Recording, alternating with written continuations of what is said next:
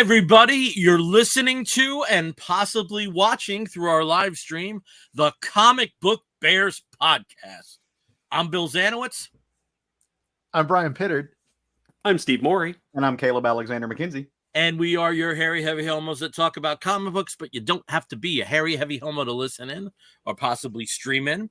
We haven't been with you for a few weeks because there's been a lot of traveling and a lot of stuff going on, but I think we're going to be back on our bi-weekly. See, it's been so long I forgot how to say it. Yeah, we're back on our bye schedule. Back to bye. We're back. We're by erasure. We're back to bye. So some of us have been places and been to events, so we're going to recap that. And then we're going to go on to some current comic talk. So we have the Silver Surfer of our group, Mr. Brian Pittard, joining us tonight. Oh, so dainty. The glam. I'm a glamorous woman. My husband, I've been known to. Best clothes from Bergdorf Goodman. So I've traveled the world. All right. Anyway, sorry. So, Brian, tell us where you've been. Oh boy, let's see. So, I have obligations that have taken me overseas from time to time, and this past month, I was in Kyushu, Japan. Which, if you think about Japan as a nice, like, long series of islands, and I mean the big islands, there's a bunch of little islands. I was in the far southwest large island. That's Kyushu. Probably best known for places like Fukuoka, which is one of their biggest cities, and kind of not as well or not as like favorably known. I mean, it's not a good story. It's Nagasaki. So, of course, that is one of the places, you know your history, hopefully. So I was actually near Nagasaki in a city called Sasebo, and that is where one of the U.S. naval bases is. And I work for the Navy, so go figure. But I was there for a while for work, and as part of my work, I get to occasionally go around the area and check things out and meet some people and sort of, just hang around. So I actually flew into Tokyo, went down to a base up there called Yokosuka, spent a day there. Really nice way to enter into Japan is just give yourself that day to get over the jet lag, take care of some minor things that you need to. You got to get your yen. Because a lot of stuff only takes cash still. You got to just get a couple little snacks in you, kind of acclimate to the time differences, all that stuff. One of my rituals when I can is I go to an outdoor onsen, and an onsen is an outdoor hot spring spa. So I got to go there and hang out naked with a bunch of other Japanese dudes right on Tokyo Bay, which is a beautiful, lovely experience. And I highly recommend if anyone, and unfortunately most places don't like you if you have tattoos, but if you don't have a tattoo, you're safe to go hang out with other Japanese people. Why is that, Brian? Is it like here's my ignorance, and I want to make sure this is not just a stereotype. Is it like Yakuza like culture kind of thing? Is that legitimately what it is? There is, and I cannot remember, I think it's Tabori. There is a rich tradition of tattooed, like not calligraphy, but like pictorial arts on your body that depict a lot of history of Japan. Yeah. And it's not that it's just Yakuza. Yakuza kind of like owned it after other, like, I guess somebody said firefighters were the ones who did it first, but it's sort of just become like a cultural separation, not a taboo in certain ways, but it's like a separation. So if you're tattooed up, they just don't want you mixing with the general population in these spaces. Likewise, if you love tattoos, you can go to Japan, you'll be fine. No one's going to mistake you for Yakuza. But if you do take their style and you start getting their artwork done on you, that can also present in kind of a bad situation. So I actually have a buddy who works for the Navy who has like the Tabori art all over him. And he actually has to be careful where he goes to get other tattoos, because if he goes to a Yakuza shop, that could be a problem. So there's this like weird cultural thing. You will find onsen either private, they don't care. It's all yours. It's part of your room, or you rent it by the, you get it for free by the hour or whatever. But if you go to bigger cities, you can find onsen that are, they don't care. They're like, whatever. We know Western people come here all the time. and they're fine with it. But yeah, I was in an area that didn't have a lot of onsen, and the ones that they did have, they were traditional. So anyway, so that's kind of the deal with the tattoo thing. Okay, I just want to make it very clear to the people who are listening to the show, maybe in Japan, that I am not Yakuza. I was just a very rebellious white boy at one point in time. So that's I know more Japanese like folks that love tattoos and have been doing it, like getting their own tattoos. So I think it's a less of a thing. It's becoming less and less. Yeah. Gotcha. So anyway, I had a great time for the first 3.5 weeks. I got some cool stuff I want to show. So this is going to be my Geek Get. There's a whole line, and I think it's Tomu. They make little figurines, like little cars, like Tommy cars, I guess. It may even be Tommy, actually. So I got a cat bus. I can't do my zoom thing, but you can sort of see the Miyazaki Totoro cat bus. Adorable. I also got this random Tomika city bus. I actually spent a lot of time riding the bus in Japan, which a lot of people are like, oh, the trains are amazing. In Kyushu, it's actually like the trains are fine. They're great. I mean, I rode the trains too, but buses will get you like faster and cheaper from place to place than, and we're talking like highway buses more than city buses. But the other really fun thing I got, and I became a fan of Mr. Donut, their little like national donut chain. And I think they actually have some in the US too. They are famous for like mochi donuts and some other, donuts. They actually had a little Mr. Donut place set. That's awesome. For the line of cars. So the bus came with this like its own little bus stop thing, and they're really cute. They like fold up. Well, they're supposed to fold up. Oh, that's right. They fold up into this little compartment thing, and you can just store it as you're building out your layout, which is really neat. So yeah, I got a couple random things like that. I went to one of their Book Off stores. Book Off is one of their chains. Yeah, I think we actually have them in New York. They just opened a second one on Long Island. I would love to go to one in New York, because I feel like it's going to be a different experience. But like, there's a shit ton of imports. Okay, shit ton of imports, because it's basically is it kind of like Japanese transplants, unload their stuff. Okay, is it kind of like what took the place of Kinokuniya? Because Kinokuniya was like the place to go in Manhattan for Japanese everything, and then they kind of went. Kinokuniya is a bit more upscale. Yeah, and Kinokuniya is the big difference here is Kinokuniya is a bookstore, and it's new products, right? They don't sell resale, they don't sell thrift. Book Off, Hard Off, there's a couple other offs. Yeah. They're all thrift, so it's resale.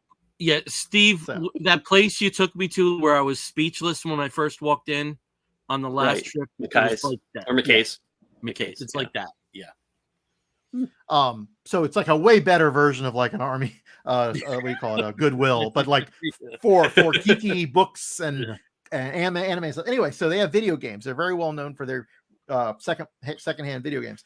I found Tingle, one of these DS games that were from the Zelda series, and there's actually, I found out a couple more of this in the series, but this is, I think, the first one. I of course tried playing it, and it's entirely in Japanese, and even though I do speak Skoshi Nihongo, it's not enough, and I'm not fast enough to read to keep up with this game. But it's really fun, and I love having this. It's great. Queer-coded villains for the win here, or anti-heroes, I guess.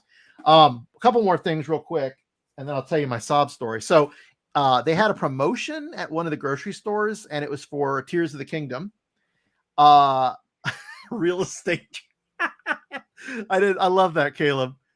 Real estate Transformers is my my little I'm gonna have to get more when I go back. They're really pretty cool.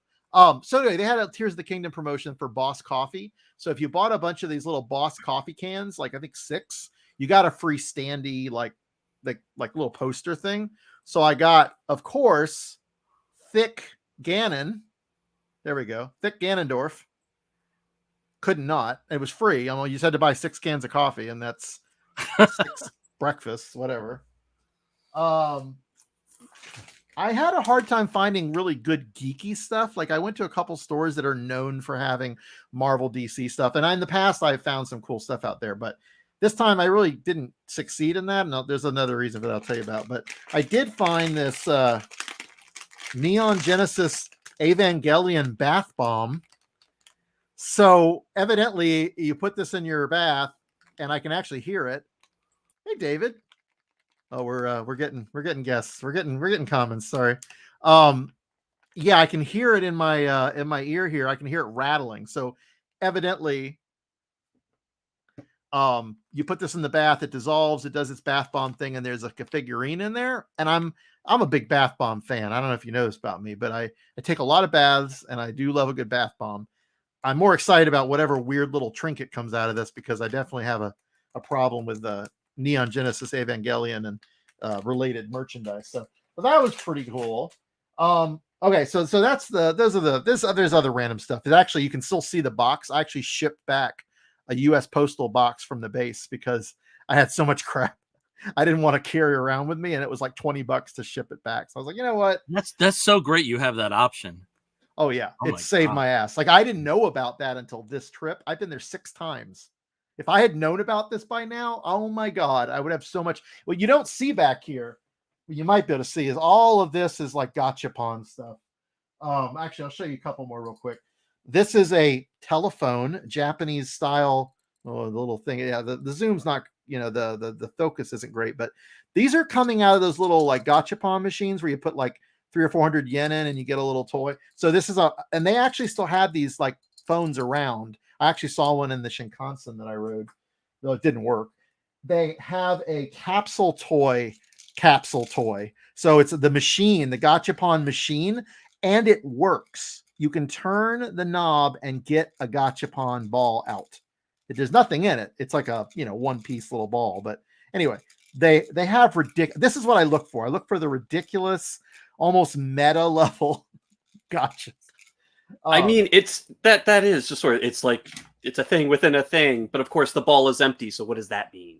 That's... It's exactly. It's yes. Okay. So all that to say, I found a lot of cool shit, but on my way out, I actually was going to go to Nagasaki for a day to see a festival. And then I was going to go up to Fukuoka, where I flew out to Haneda, and then Tokyo, and then down to Seattle. So my last 3 days of my trip were going to be for fun. Like, most of my trip was work, but then I had like weekends and whatever. And I did go, actually, Steve, we had that one picture. Then if you loaded it, yep.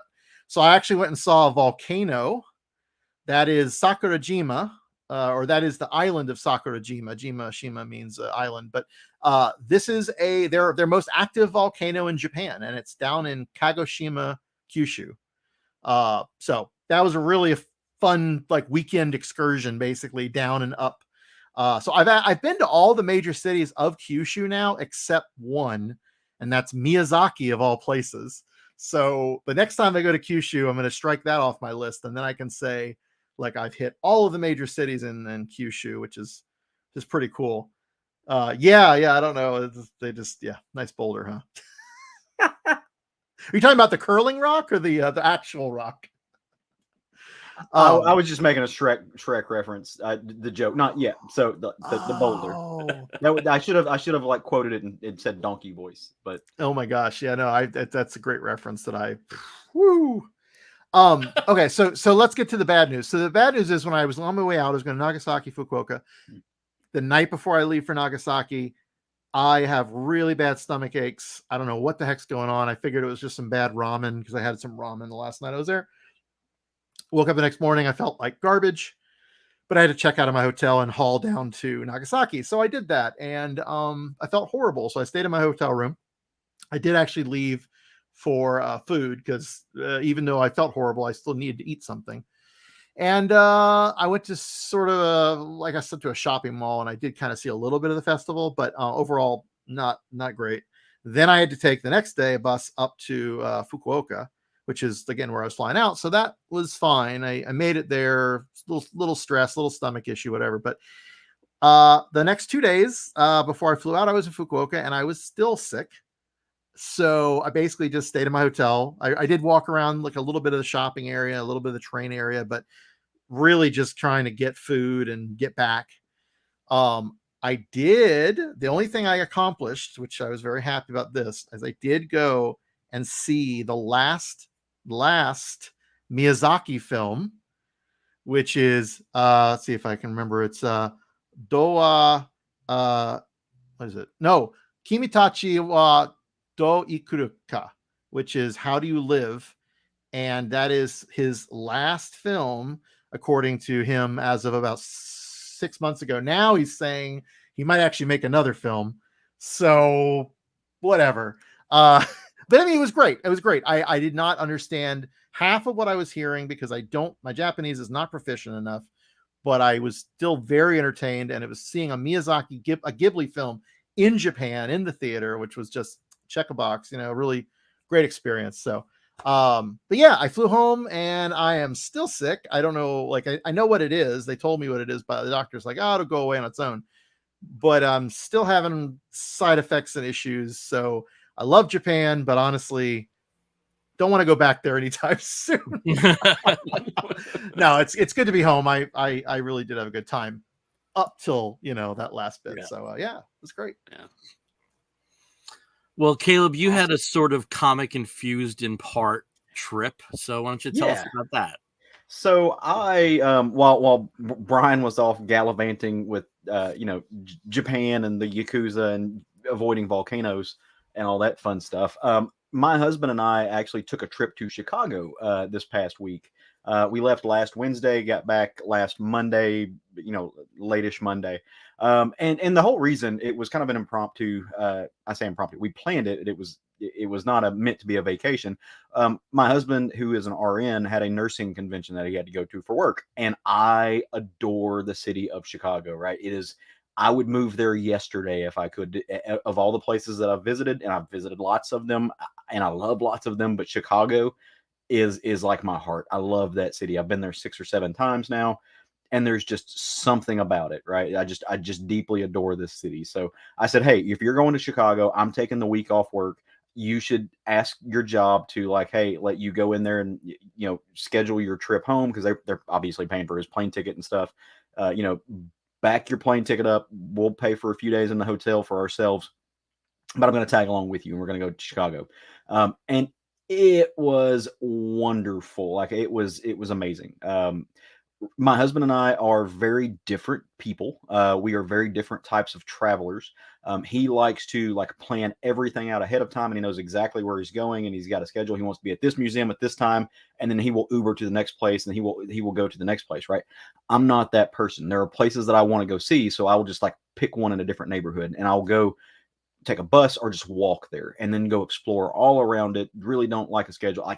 I'm perfectly content just taking off, picking a direction, and walking that way. And Chicago is great for that. It's a very walkable city. Also, the trains are amazing. You can get just about anywhere you want to go without even having to walk very far. Frankly, it's wonderful. So we got there on Wednesday. They immediately jumped into work mode. I just went walking. So once we got in the hotel, I went exploring, saw lots of different shops, saw lots of different things, went to 5 or 6 comic book stores because Chicago is full of them. Went to several museums, but the great part about it, right, was not necessarily the places that I got to go or the things I got to buy. I bought lots of stuff and had a great time, right? But I am blessed to have some amazing friends that I've met throughout the years who live in Chicago or live near Chicago. So most of the days were predicated on, go walk around and see things, but I at least met up with one friend a day for a lunch, or in one of the best cases, our friend Wendy, who is, as Bill has continued to say, is the unofficial Goldilocks of the Bears comic book show. Or I guess his official goal. We can say it's official, right? And so she and I actually were able to meet up, and we had breakfast together. And from breakfast, we left and we went walking and we visited places, saw all kinds of stuff, spent the whole day together, and it was fun. We had breakfast, lunch, and dinner together. It was phenomenal. And we did lots of cool stuff. So, and really, we didn't do a whole lot of comic book stuff, but the first thing we did is we went to this really neat oddities store / museum. And one of the cool things that they had about this place was they had in one room, they have a history of freak shows and carnival folks, which was really cool. But in the next room over, they had this whole serial killer montage with a complete recreation of John Wayne Gacy's death row prison cell with the actual paintings that John Wayne Gacy did. Like, and so we got to go see these actual things that were painted by John Wayne Gacy. And it's not like they let you know this dude was terrible. Like, this is not some weird thing where they're actually going to celebrate it. But John Wayne Gacy had this like cult following while he was in death row. Like, people would write to him. People just kind of did this weird, and he made paintings and stuff. So they had this recreation of that. Super cool. It was also a record shop. And so I picked up some vinyl. From there, we walked, and like I said, we hit up a few places. One of my favorite that we went together was actually the National. I say National. It's the Chicago Leather Archives and History Museum. It is a wonderful, amazing museum full of just what it sounds like, leather history, right? And not just like, going back, like, here's how people tanned hides back in the Stone Age. It's not like this is BDSM leather culture, right? So it starts off in the 50s and 60s and it goes through. But here's the neat thing. And maybe I just grew up sheltered, right? Maybe I just lived this sheltered life. I always kind of associated BDSM and leather and stuff like that with gay culture. And I don't know, I don't know if that was because it's just my generation, what it is, or maybe I'm just interested in it. But this museum does an amazing job of really showcasing the history of this and how it's not just about gay men. It's not just gay men who participate in this, who enjoy it. There are strictly heterosexual couples that do this. The biker clubs from the 60s and 70s were all about the leather life. The lesbian BDSM culture is thriving. Queer and trans BDSM culture is all, and they showcase all of this, and it really is wonderful. And no one should be surprised whenever I mention, just something or anything. I mentioned that we were going to stop by there, and fortunately, I have a friend, right, who seems to know everybody in the world, and he was like, "Oh, you're going there? I know the director. I'll give him a call for you." So Bill actually does know the director of the National Leather Archives and Museum, and had reached out. And unfortunately, I was going to try to tell Bill like when we were going, so he could maybe give him a heads up, and we could actually talk to him in case he was there or something like that. Bill was off doing other stuff that day. It was a Saturday. There was something happening in New York. He'll tell you about it later, right? So, but I didn't reach out. I didn't want to interrupt him or didn't want to do whatever. And kind of frankly, I was hanging out with Wendy and just kind of spaced. But as we were leaving, I mentioned, hey, is the director or the proprietor around? He's like, "Oh, that's me. By the way, this is a very there's a lot of words I could use to describe this gentleman. He's godlike. Let's just put it that way for our purposes. Yeah. No, if Zeus, like if you have to think of like a Zeus, right? Just a hulking, beaming, bearded monolith of an entity. It's this man. He could. Yeah. So anyway, he was like, "Oh yeah, that's me," and I'm like, "Well, yes, it is." And I was like, "Well, I had to come here because my friend Bill Zanowitz, recommended it." And he was like, "Bill, I know Bill," and so we just we just hit it off. So Bill, I really appreciate you. And if I can just interrupt, a gentleman's name is Gary Wasden. Yep. And I think one of the reasons why the curation there is so good is because Gary comes from a library background. Oh, okay. And I think that's one of the reasons, because everybody tells me, the last time I was there was 2018 or so, and apparently it's just a very different experience. It's very, very well. It's so professionally presented and curated. Yeah. Knowing that he's a librarian adds a whole nother level of things. So he was very attracted to this individual, if I can say that. But no, we had a wonderful day, and apparently it was mutual. All right. So next time you're in Chicago, next week you'll follow up. Put it that way. I'm going back soon. I also was able to meet up with our good Bill and I's friend Asha, who we know through the EOC community, who is she's a member of the queer community. She and her wife are pretty amazing. We are all part of the EOC Brotherhood of Evil Gays, as we like to say. So she and I there's a gay we won't let in. Now there's a couple, but yes. Yeah, there's the one in particular. We'll never let them in. Absolutely not. Yeah. But we had a blast getting to meet her. And then one of the coolest things, and again, like I got lots of geeky stuff that I will kind of show off, and we went a ton of play. I went on a run because that's what I do, right? But like went on like a 3-mile run on the lakefront in the like rain, but it was like just a light rain, perfect, right? But one of the things I was really excited about when I found out that Roger and I were going to be able to go do this, and we were going to go to Chicago, I mentioned, hey, like Roger is a foodie. I love food, but he likes the restaurant experience, right?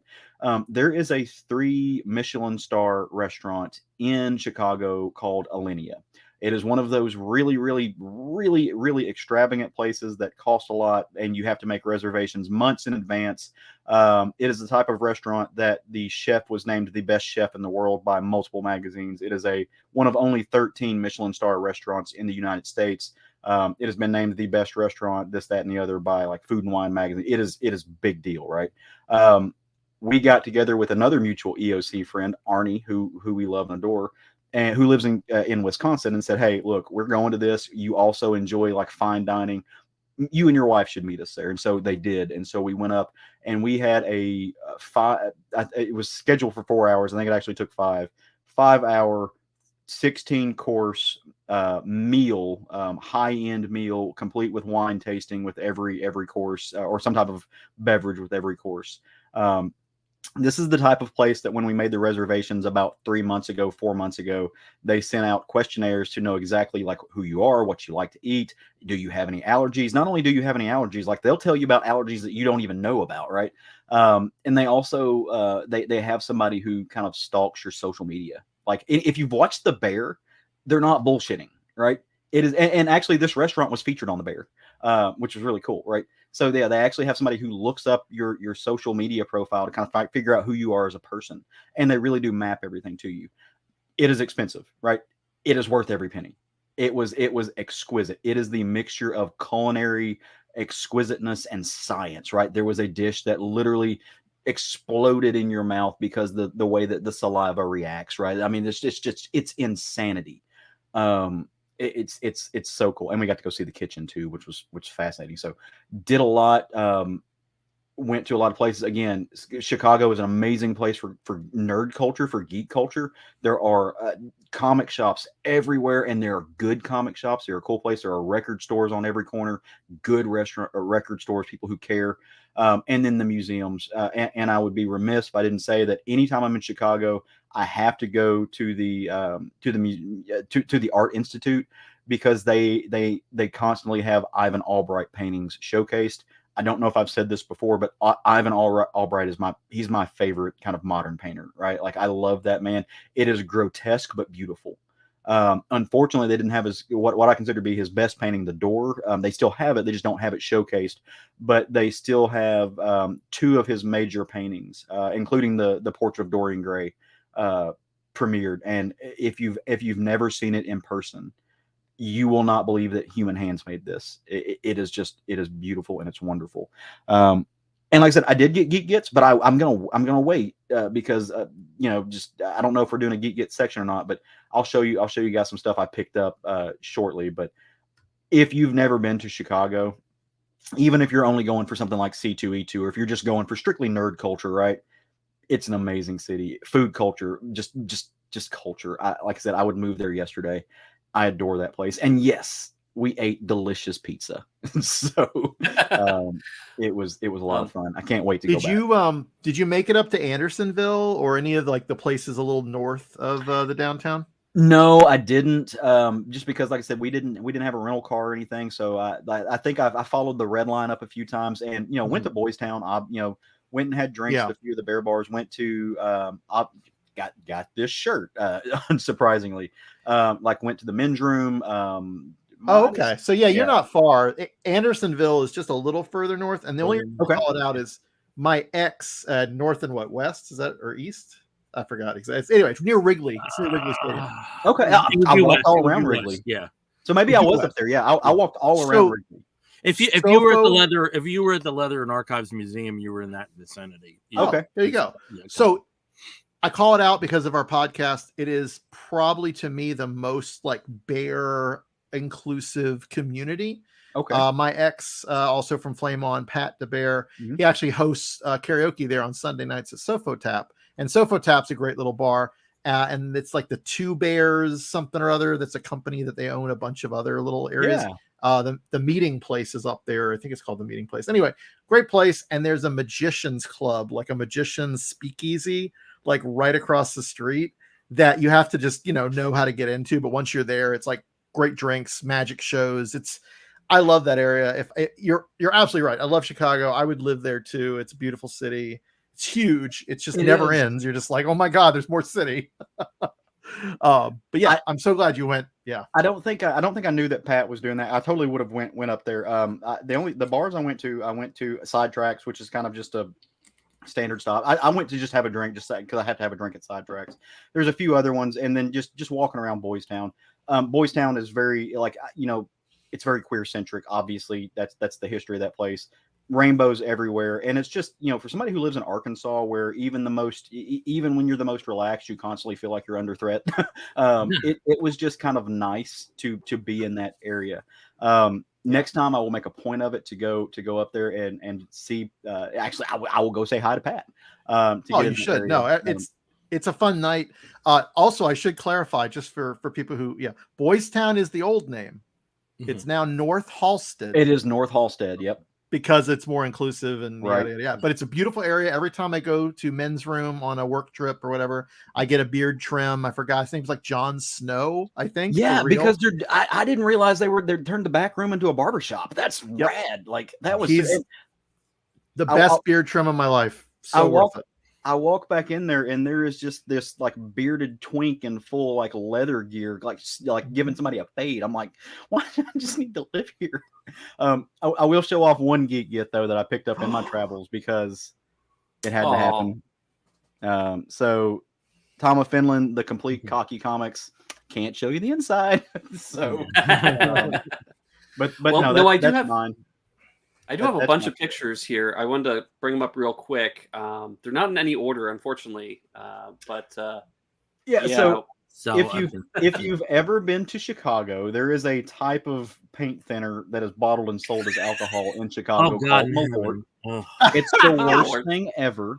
It's liquid death. It's terrible. Yeah, it's what you do when you want to unfriend somebody in person. Like you give them Malort. And Bill and I actually have a really, really good friend, a person that we've known for years, who adores this stuff. Like they drink it like fuel.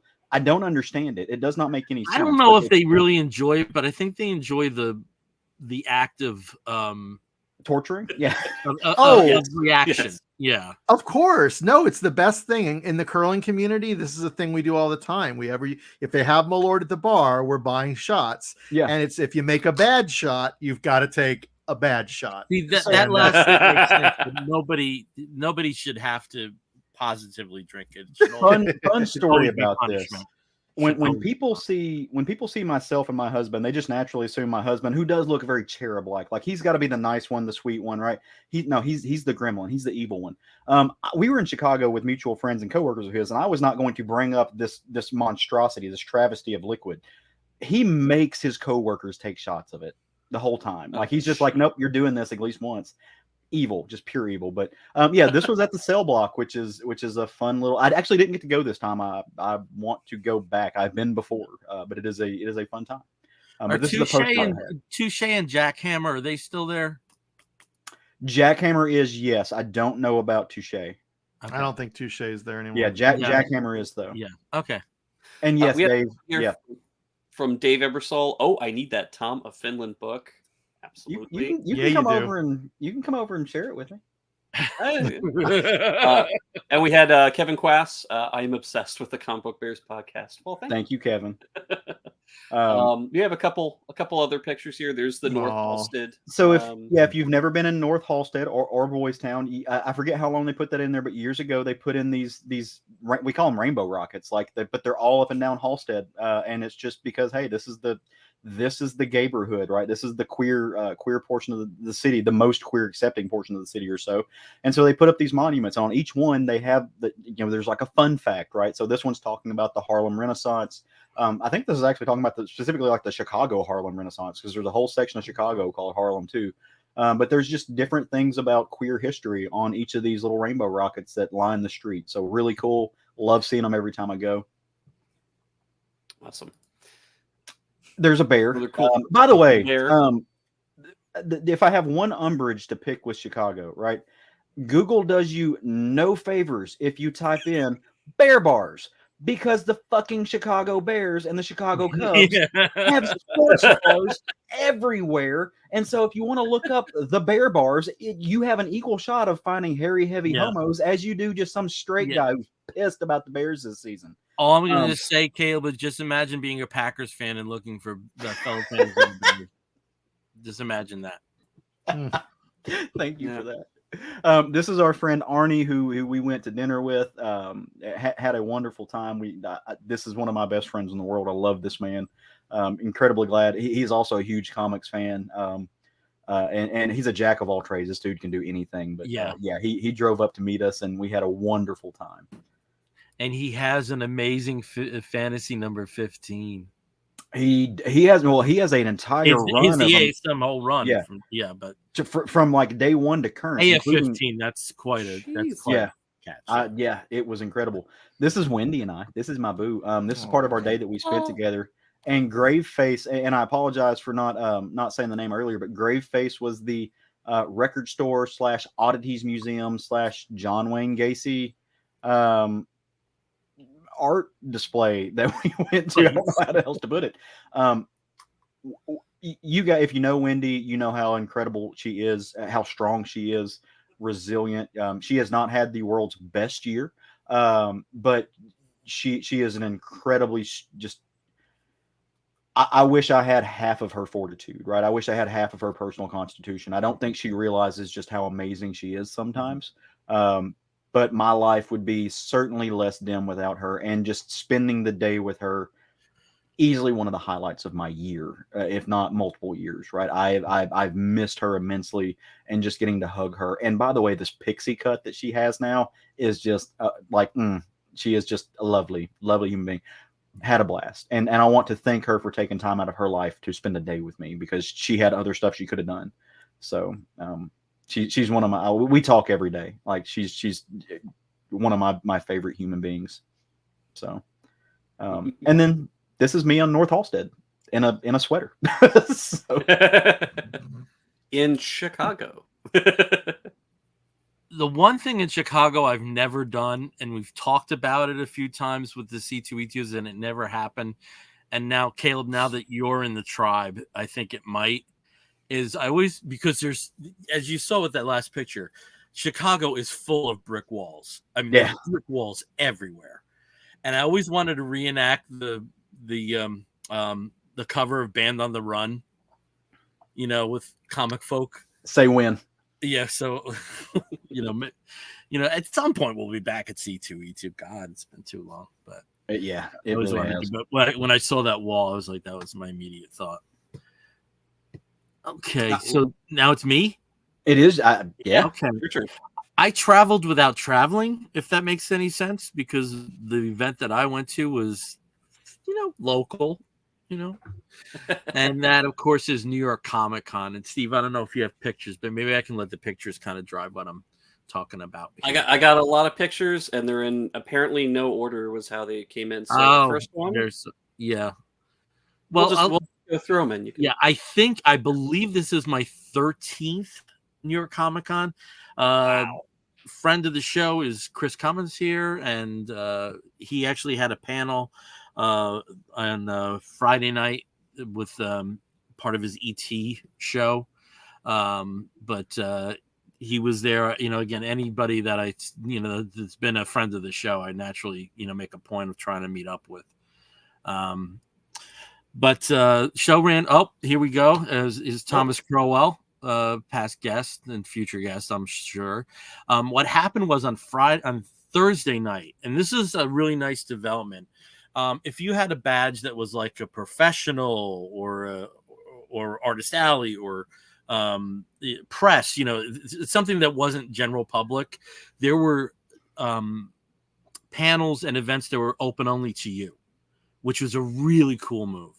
And there was a keynote speaker event with Marie Javins and Tom Taylor on the Thursday night. It was food, and Thomas ended up at my table, and because of that, it was a very social table, which is really cool, a real nice way to wind up that day. So, again, he runs CLEs that are comic book related at New York Comic Con. So, real cool way of getting your continuing legal education credit if you are in New York. So, Elseworlds. This goes to the panels. I did go to a bunch of panels. I think I can rattle them off really quickly. Just keep in mind, I know for some people that New York Comic Con might be all about the cosplay, or it might be all about Artist Alley. I'm an old man at this point, so I got to stay off my feet like more than the average Joe. So for me, it's panels, and let me just go quickly to the app because everything should be. Well, while Bill's finding the app, I just want to, like, from the outside looking in, I was very appreciative of the fact that this year it did not seem like the world revolved around movies and cosplay. Well, it couldn't because of the writer's strike, though that settled though. But again, we're still under strike is still going on. SAG-AFTRA, preventing and justifiably so that their union members talking about projects. They still did have panels as long as it wasn't project specific. Like Chris Evans had a panel, and David Tennant, and there was a Guardians of the Galaxy kind of reunion with some of those actors. But it's a very strange line. Another friend of the show, Edwin, works for Audible, and there was a Buffy the Vampire Slayer Audible, and the audiobooks are not subject to the SAG contract, so the actors did appear, but with caveats, so it was a lot like that. But it was much more along the lines of other comic conventions that don't have as much movies in general, pop culture infiltration. Yeah, it was much more like that. So this was actually the first panel I went to, which was Elseworlds in the DC Multiverse, where they reintroduced the Elseworlds imprint. There was also another DC panel I went to, which was Metropolis All Stars, where we got to Jimmy on what's going on in upcoming in Superman world. I went to DC, got here, ended up going to 4 Marvel panels, mainly because time-wise they worked out, and plus you get stuff there. So I'm going to say that for geeks. But first day I did go to Avengers Assemble this week in Marvel special event. I went to a great panel about the Fleischer cartoons from the 30s and 40s and their restoration. Again, the summit, I saw the Mad Ghost panel, which is Jeff Johns and Brad Meltzer's new imprint, which grew out of the Mad Ghost books that have been coming out from Image for the last year and a half. It's almost like a re-imaging of Image with a bunch of creators that are going to be creating works specifically for titles coming out from that imprint. Amazing Spider-Man Gang War, went to that panel. I couldn't get CLE credit because I'm in Jersey, but Comic Legal Defense Fund, Defending Comics Today, which had Jeff Trexler, who is the interim head of the Comic Book Legal Defense Fund. I'm blanking on her name, last name Merkler from DCPS, who was on the board of directors. You know what I'm talking about. Christina, Jesus. Yep. And Christina. Some other panels talking about some of the issues related to book bans and things along those lines that would affect where the CLBD is headed in terms of their representation. I went to the Who Was Steve Ditko panel, where another friend of ours, Zach Crucy, got name checked twice. And it included 3 Ditko family members and, really dispelled a lot of the false rumors about Steve Ditko, that he was a recluse, and that just a bunch of things that they kind of poo-pooed, that, he was strictly an objectivist.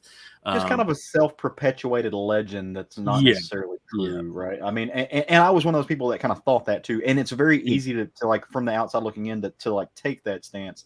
Yeah. But once you know people who knew him and have studied him, and you read books about him, you realize, nah, he just wasn't necessarily giving you his time. Like, he gave his time to other people. Yeah. 2 more Marvel panels, Marvel Fanfare and Marvel Next Big Thing. One panel I did miss, and initially I was all in for this. And this was a last minute panel. There's going to be a graphic novel based on Who's Next, the Lifehouse works of The Who and Pete Townsend.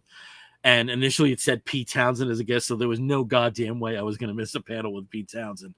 But it was him from London, and that also coincided with going out on Saturday night. It was hell getting home, and that's why I ended up not going on Sunday, but that's the whole other story, and I'll tell you, some snowy night in front of the fire. I don't want to waste the bandwidth here, but just show some other pictures, because there's some other people I want to talk about. Again, I didn't take a ton, because any cosplay, you can eventually find a cosplay pic. The one that I haven't seen, which I thought was great cosplay, was someone went as Bunny from Only Murders in the Building. And it was just a great costume, and I haven't seen that from the pictures yet. We actually started that, and we're halfway through the first season, and I have never watched a more delightful show. All right. So, Steve, what other pictures did I provide for you here? Here we go. There's Chris and I again with the Wendy's mascot. I'm also wearing a Kirby shirt here. Now, I'm not a gamer, and how I came to this shirt is kind of like circuitous, but everybody was like talking about Kirby. I know it was like a character and he eats food, that's about it. So it was kind of funny. But you can keep going there. Ultraman. There was a lot of Ultraman content. And there was like one of those classic, he's behind me, isn't he? So. And there's our friend David Hazan, who's on his, I guess, now annual U.S. trip. Saw him at the Mad Cave booth, and actually when we were coming in, and also at the industry event. So hopefully, we'll be hearing his name attached with some projects. So what else we got there? The Marvels. This was a great, the positive side of AI, where you could become one of the captains in their virtual booth. Yeah, that was fun. This is us, my co-host Rob Stager, and a couple of our friends, Andrew and Sharon.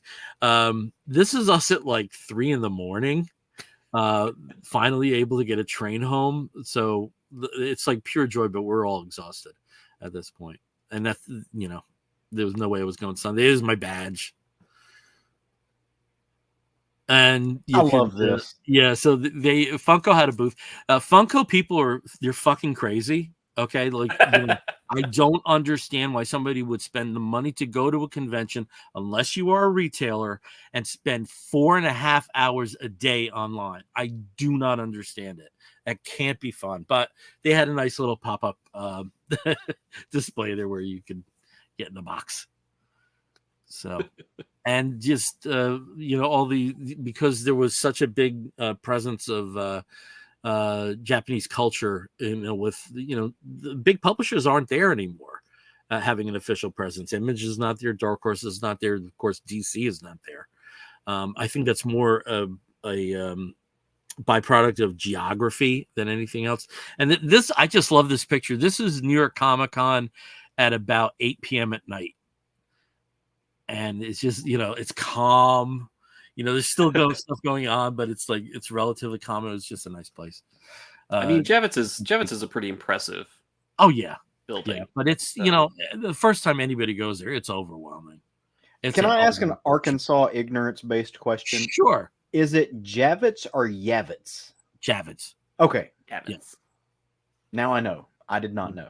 And this is what saves my tail with the Javits crazy prices for food. Lunchables. So if you see me in a grocery store buying Lunchables, it must be convention time. And then another one last Dragon Ball. Yeah. But there was no balls on that dragon.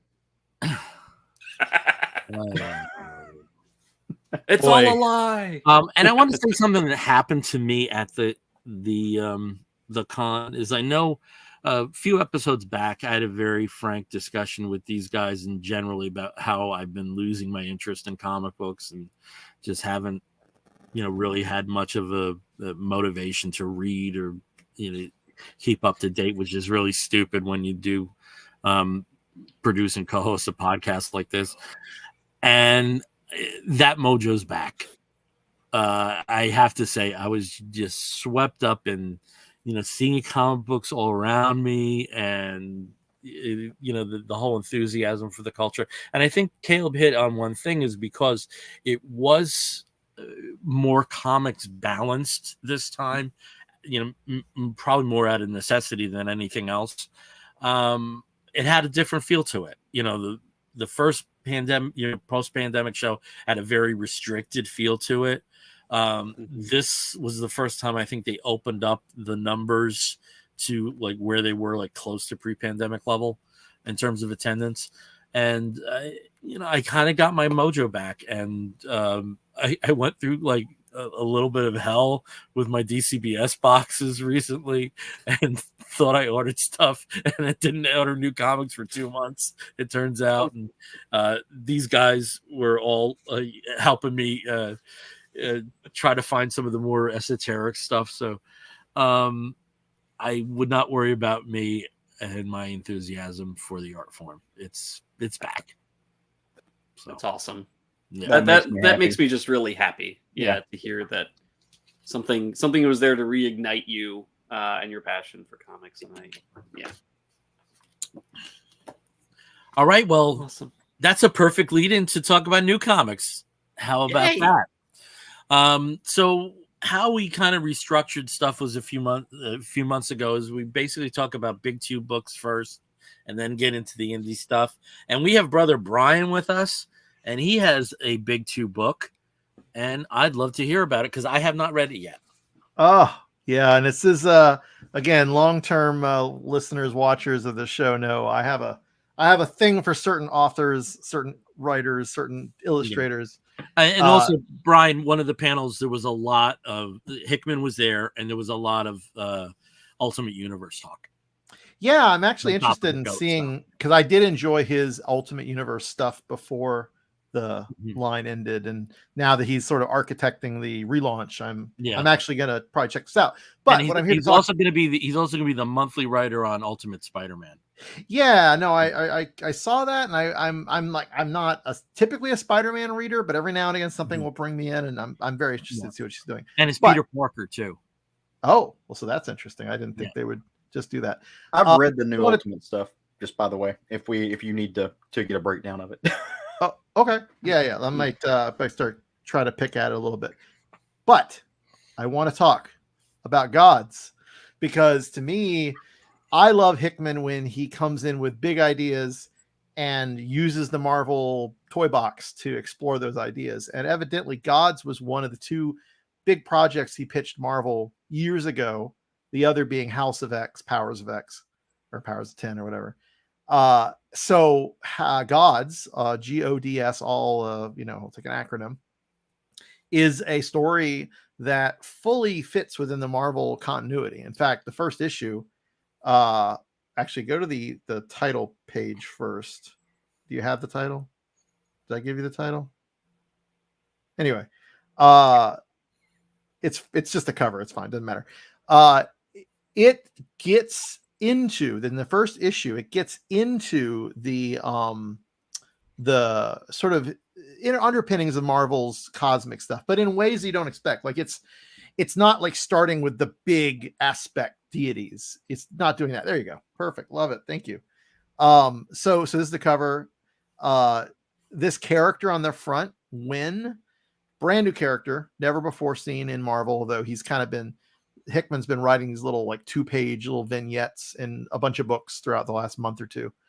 But like Wynn represents the powers that be. I'm going to screw this up. So there's the natural order of things and there's the powers that be, I think, are the two factions. Basically, it's science versus magic, okay, at a dumb, simple level. And he represents the magic.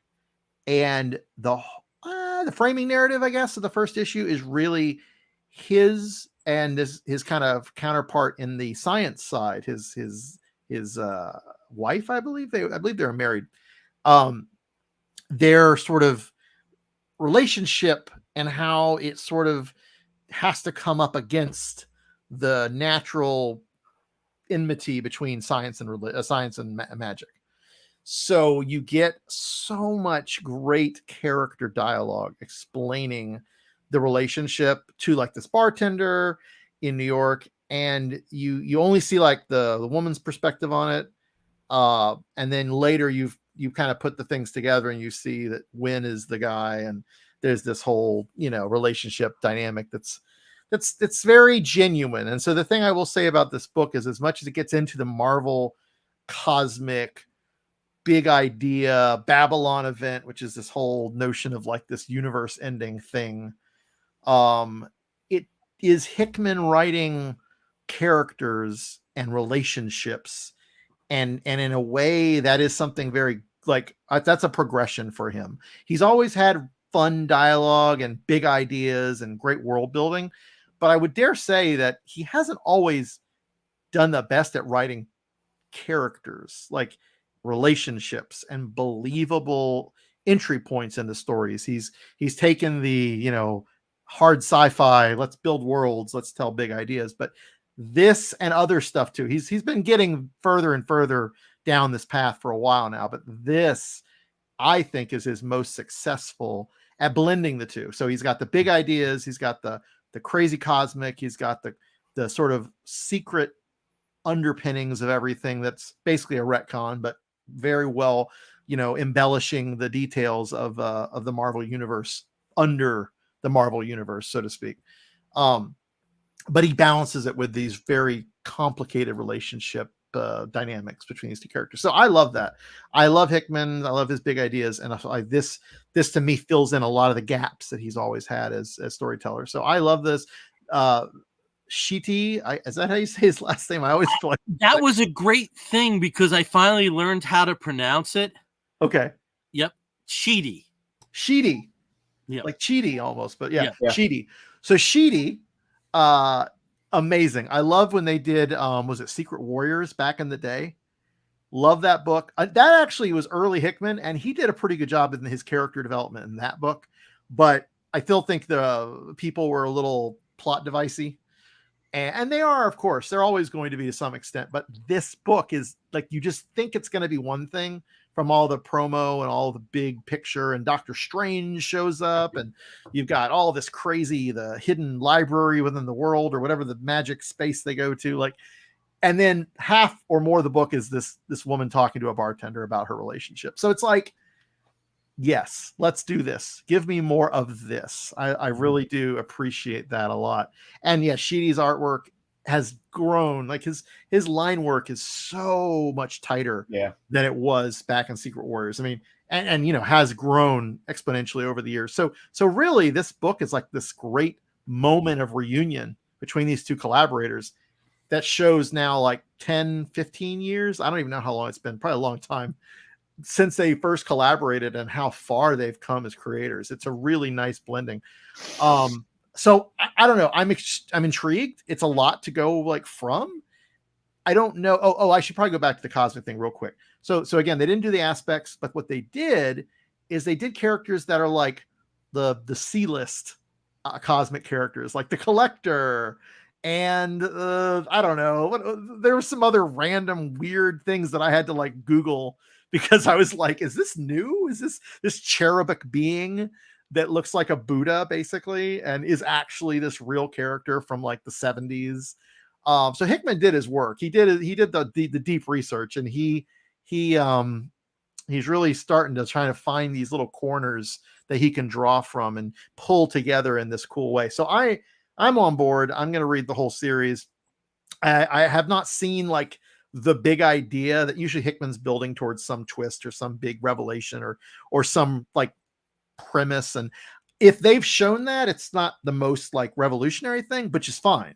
Yeah. I think what he's done is great already, but I do feel like they're going to build to something that's going to like, oh wow, we were doing that, you know. And the closest they came was, I guess, the Living Tribunal died at some point. I don't remember this. I may not have read this, but like the remnants of the Living Tribunal, his staff is a thing that exists, and the power that it has, of course, can rewrite reality and all this nonsense. So, like, I don't know. There's some cool stuff there, some neat little cosmic-y, like I said, aspects, but not overwhelming the story and the characters and there's so much more. I didn't even get into like the little, was it Dimitri, little tech boy, whatever the heck he is, hacker companion, basically kind of a companion to the Doctor Who that is Wynn.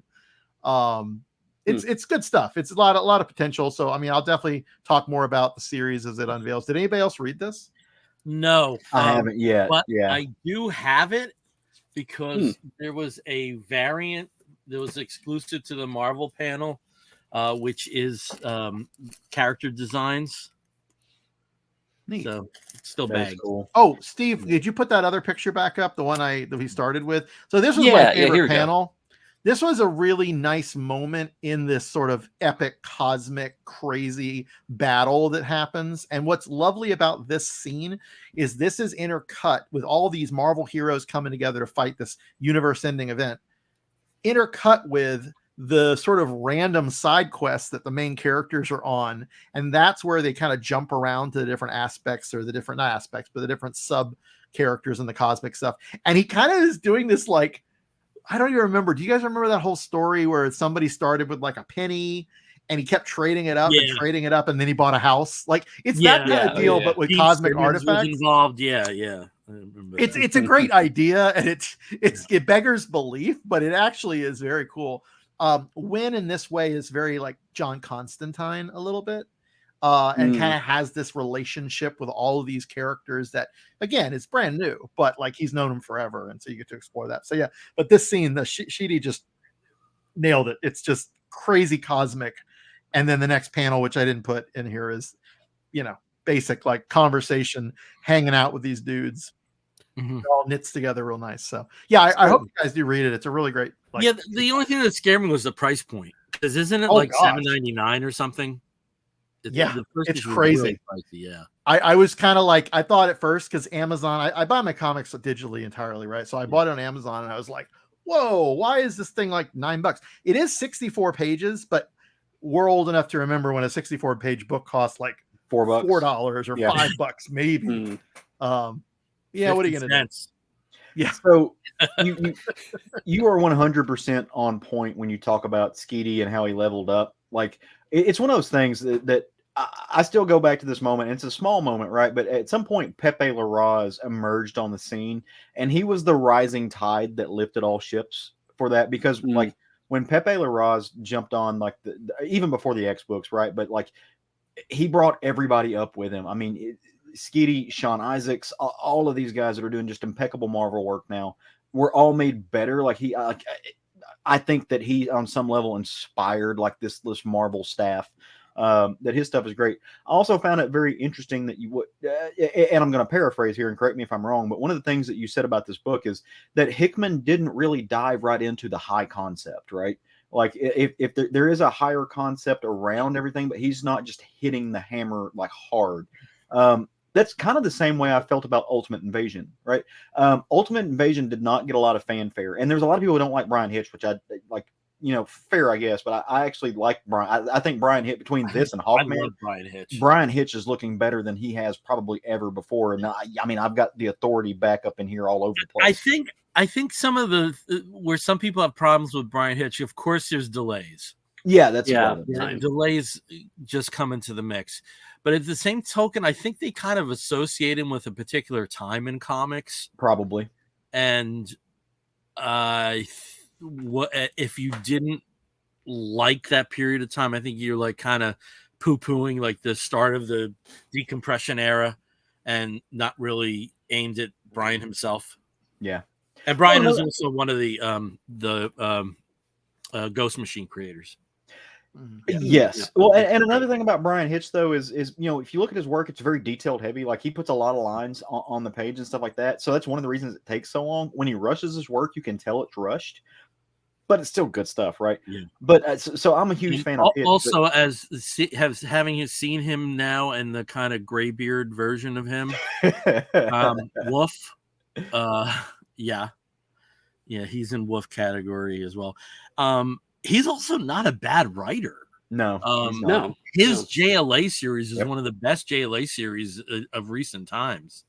I wish he did. And that more. was like, that was cut short though, wasn't it? I think because there were some delays and no, it was supposed to be an ongoing, and another artist was going to take over after him, and it was kind of be like an artist centric JLA book, and the sales didn't really warrant it.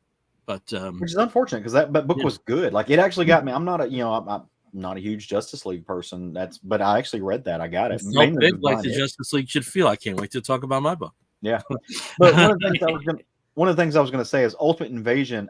I feel like if Ultimate Invasion had had somebody else's name attached to it, it could have been the same story, right? Somebody else's name is attached to it, would have gotten a ton more fanfare, right? But people were expecting Hickman, right? They were expecting everything that Hickman does, and they wanted it to be super high concept and all just blah, blah, blah, blah, blah. It's a really good superhero story, right? And it's not it's Ultimate Invasion, but it's not 1610. It's actually about another Earth, but it's about the Maker and stuff like that, right? But it's a really, really good multi-universal story, right? That's if another name that wasn't Hickman was on it, just change the name. I think people would be raving about this book, right? Yeah. But it's Hickman, so they're not, because it's not It's not Hickman being Hickman. Yeah, it's not Hoxpox, right? It's not Manhattan Projects. It's not East of West. I think he has set himself up a bit as that person. Sure. Yeah. He can't just write solid, good without that, right? And that's, I mean, you're a victim of your own successes, right? So it's like, but anyway, I've heard nothing but good things, and I love the Maker. I think the Maker is a fantastic character. Good. Yeah. And I just from what I've seen of this Secret Invasion stuff, it's like, having the spoiler, a little spoilery, but like, the Reed Richards be the Doctor Doom character. Like, there's just cool stuff. Brother, there is something in that Ultimate Invasion you do not see coming at all. Like I've read the, I could not put them down. It was one of the best bait and switches ever. Oh, cool. So good. Oh my God. I got to read it. To read that. Yeah. I've only read the first 2 issues, so I still need to catch up. I guess I've read the first 4, and they are. There's 4. It's a 4 issue. Okay, was it? So I'm okay. There are 2 weeks worth of comic books at my LCS waiting on me to come get them, so I was not sure what's out yet. And then there's also, I think, in 2 weeks is Ultimate something, which is like kind of the sampler of what's coming. Okay. And they have there's 3 books coming. Again, the Ultimate Spider-Man, Ultimate Black Panther, who has interestingly a connection to Moon Knight and Doctor Strange, which is a little weird. And then Ultimate X-Men by, anybody say it? I don't know this one. Peach Momoko. Oh, okay. I did not know that. Oh, look at him. Okay. Well, see, because I haven't been paying attention to any of the Ultimate spin-offs that'll be coming out of this, but like Peach Momoko, is this going to have any connection to the series that she's been writing up to this point? With I don't know. I didn't know. They just all they had was one image. Yep. Okay, so I mean that's great. That's a great. So Caleb's talking how he's no big fan of Justice League, and big factors into my book. I didn't say that. Yes, you did. You just said it. Yeah, he said he hated it. That's what I heard. But I defy you to not enjoy, at least on a basic level, Justice League versus Godzilla versus Kong. Okay. This is a delightful surprise. It's written by Brian Buccoletto, who had been a co-writer on The Flash and an inker, and done. He's had a name for himself in the past few years. And this is, you can just like cross off Godzilla and Kong, because for this first issue, it's basically just the Justice League story, and it's a younger version of the Justice League. This is critical to the story. Superman and Lois are not married yet. So we actually open with him attempting to pop the question. And Steve, if you can show the graphic, it'll show why he can't pop the question. Yeah, Godzilla. So from here, we flash back to 12 hours earlier. Superman, Clark is going to ask Lois. They're already going on vacation, but he's going to ask her to marry him before they leave. So Supergirl is part of the Justice League on an interim basis while he's on his first vacation, as they say, ever. So, and what happens? Godzilla. Now, how did this happen? Well, it factors into a stalwart concept that originated outside of comics, the Legion of Doom. And the Legion of Doom decide that they're going to steal a mother box. And where are they going to steal the mother box from? The Fortress of Solitude. And I don't know what they were thinking, but they get blocked by the Justice League. And again, I said, I love this version of the Justice League because the friendships between the characters are pure and believable. And the dialogue is crisp. Flash and Green Lantern have a wonderful, almost like kind of like, like bar buddy feel to their interactions. You never see Batman in the first issue. You just see Bruce and Clark, and their conversation with Clark, obviously being nervous about asking, for some advice from Bruce about the proposal is honest and, would fit into almost any kind of Superman Batman story, pre-crisis. And just that there's giant monsters on top of this just makes it so beautiful. The artist here is Christian Deuce. And he was the regular artist on I Am Batman and on The Flash and some other like ancillary titles, and like the comic book version of Infinite Crisis, the video game. And this really is his moment. I know that we've talked about, since New 52, that there's kind of been a DC house style, but it's really refreshing to see somebody operate within that style and still do, interesting things. So let me just show you another thing. So we led into the Legion of Doom, and here's where the Legion of Doom, after they attempt to steal the mother box, and because Toyman's an idiot, they screw up and they end up in the Monsterverse, and that's where they encounter Kong. But the thing is, there's a balance, and Godzilla is all about balance. So this is going to be interesting how that works in the future, because they've entered, something had to leave, and that was Godzilla. And this was such a comic booky comic book. That's the only way I can talk about it. And if I was somebody who never read a comic book and this was my first comic book, it would be an easy proposition, because it does work on almost kind of like conceits that are expected about how these big characters like Superman and Batman and Wonder Woman, and by extension Godzilla and Kong, would behave. And I went from ambivalence for this series to like total excitement reading this. This really was really, really, really a fun book, but also a fun book that I could recommend to people who might be a little more jaded in their comic book reading experience, because it plays on tropes, but it plays on, and they're well worn and familiar tropes, but does so in an enthusiastic and in some way novel way. So I I just love this. I absolutely love this, and I recommend this to everybody. Well, you know, one of the things that I've always enjoyed about these kind of like cross-franchise things that mashups that don't really necessarily are something that come to mind is like these would interact well. I always love the Archie ones. You know, Archie versus Predator. You know, Alex DeCampi's great series that I love so much. You know, Archie meeting all the you know, bands or other kind of random franchise creatures and characters. Those were always a ton of fun. Of course, whenever you know, the Looney Tunes or the Scooby Gang, when they're interacting with Batman or with, you know, other superheroes from the DC universe, I love those kinds of things because they're two very different tones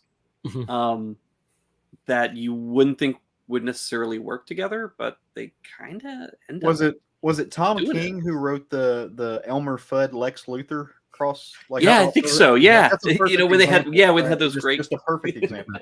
Great crossover. Oh yeah, and it was wonderful. Just so many fun things. So this is great. But just on top of that, like I said, you could take out Godzilla and Kong, at least in this first issue.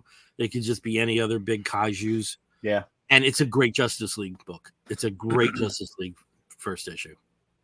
Oh, and Bill, you were absolutely right about the art on that. Like, I'm not familiar with this artist, and that's incredible work. Like, I mean, we were talking about Brian Hitch earlier, and one of my favorite things about Brian Hitch is the Authority, right? And the Authority, there's all these amazing landscapes, partially because one of the main characters of the Authority speaks to cities. He's the god of cities, so he touches down and he can talk to cities. And so Brian Hitch in that book gives you all of these cityscapes. That was very Hitch-esque in the way that he presented those buildings. It was almost like Brian Hitch meets Dave Let me Walker. just show you this panel where the Justice League comes into battle the Legion of Doom. That's good shit. Yeah. I mean, but it's still like within a very familiar, you know, essentially DC house style, but it's at the upper echelon. And this guy has had like kind of workman books, you know, the books to prove yourself, to get onto something else. And I see that, but you know, and I know there are very worthy artists that would kill to be on the Flash, you know, for whatever 10 issues or whatever he had. But I think this guy's going to be noticed after this because it's the kind of book like I think a lot of people will at least peek into. Yeah. Yep. Like Dave Ebersol here says, comic books. Yeah, comic books, and that's it kind of also like it wasn't dumbed down. That was one of the best things, especially like the Clark Lois stuff. You know, that could have been Louise Simonson or Dan Jurgens writing it. You know, it was that precise and that knowledgeable about the history of those characters. So. But I imagine as you go on, they did show the pictures of the Bat Mech that will battle Godzilla, and let me tell you, you're going to be 9 years old looking at that stuff again. But I went from sort of ambivalence about this to just, as I said, there's so much excitement about it now, and I cannot wait for the next issue. That's awesome. It's a rave. So we're going to follow this up, though these are not Big Two. These are characters that are no stranger to books from the Big Two. Now, Steve, I'm going to have you go first because, you know, at some point you'll tell us about your trip to Thanagar, and I know you're under a gag order. So you did travel. We haven't heard about it yet. And this is the least you talked in an episode at the beginning ever. So please tell us about and considering Japanese culture, it kind of there's a link there. So take that jump. Conceptual. Well, I mean, yeah, there is. Well, I mean, this property specifically, you know, for a long time was associated very closely with Marvel, and you know, like you said, it's originally a Japanese property, very similar to Godzilla and other things that came over to the U.S. was reinterpreted, or at least, you know, was loved by several different generations of people for, you know, in various forms when it arrived, and still to this day is massively popular. Both the, you know, the original Japanese version, but also the American version and the American interpretations of it. And we've had blockbuster movies and several animated series. and several different comic series and publishers. As it started with Marvel, went to IDW for a long period of time, and IDW just recently lost the license because Hasbro was like, "Hey, we want to do something very different." And so I'm talking, of course, about Transformers. And I started reading the series Void Rivals. I talked about it a couple months ago when it came out, and it was kind of one of those, Skybound's doing a book. We're not really sure what it's about. It's going to be really interesting about these two rival cultures, and you like it. You should pick it up. And of course, reading issue number 1, you get through about 3/4 of the book, and you're like, "Hey, this is kind of a cool, space opera, space battle. Two soldiers stranded together have to work together to survive." Until they discover a crashed ship, re-energize it, and it turns out that it is a transformer, thereby sort of introducing the reader to what is then going to be the new Energon universe, the EU, that Skybound is bringing out in Image. And so, of course, that leads us to the first issue of Transformers that's written and art duties are done by Daniel Warren Johnson, of course. Everybody loves DWJ, fresh off of Superman. I think it was an Action Comics that he was doing. He's what's really interesting in reading through the you got your creators mixed up there, Steve. Yeah, you're crossing your streams with so Philip DWJ. What? Oh, Philip Kennedy Johnson. Never mind. I'm totally wrong with this one. Daniel Warren Johnson, of course. Murder Falcon. What was it? Murder Falcon? I love Murder Falcon. And the I think he also did that Wonder Woman, that post-apocalyptic Wonder Woman. He did Wonder Woman Dead Earth. Most recently, before this, his kind of big thing. I mean, everything this man touches is turns to gold, kind of, right. But he also did Do a Power Bomb, which was his kind of like love letter to wrestling. That's kind of the last book he worked on before this. Wrestling and Supernatural and Hell and Revenge and all that fun stuff. Yeah, I'd love to. And metal. And metal, exactly. And good costuming. But yeah, this, reading through the back matter, he has loved the Transformers like a lot of, people of our age and slightly younger, these sort of, Gen X through millennial age group that kind of grew up with Transformers, that had the toys, that had the cartoon, the original Generation 1 cartoons, and then even through the 90s and, all the iterations and different generations of the Transformers. And then, of course, the big Michael Bay, everything's really loud, explosive films that, again, brought in a new audience and, of course, a nostalgic audience. So with this one, this is his dream, drawing the Transformers and writing the Transformers. And he essentially retells the start of the Generation 1 Transformers arrival on Earth from the perspective of Spike. So it really starts off with Spike himself going and with his friend Carly and their bitchin' van with an amazing mural painted on the side because, why not? It's got a big wizard, all that cool stuff. They stumble into the crashed ship that both the Autobots and the Decepticons landed on Earth with. And of course, what they see is all of the, for lack of a better word, the bodies of the Transformers just shattered from their last fight. Now, this has been there for hundreds of years, if not thousands of years. It's been sitting dormant. Just them being there, witnessing this, this is something that just blows their mind. They didn't realize that there have been these aliens, these giant robot aliens that exist, and right under their feet, essentially. In the distance, in the very small corner, if you're following along on our live stream, there's a tiny little ship that's viewable, and that is basically the character that the character of Jetfire, who was woken up in the first issue of Void Rivals. He's been dormant for several centuries, and when he left Cybertron, there was still, I think, some partnership or some kind of cooperation between Autobots and Decepticons.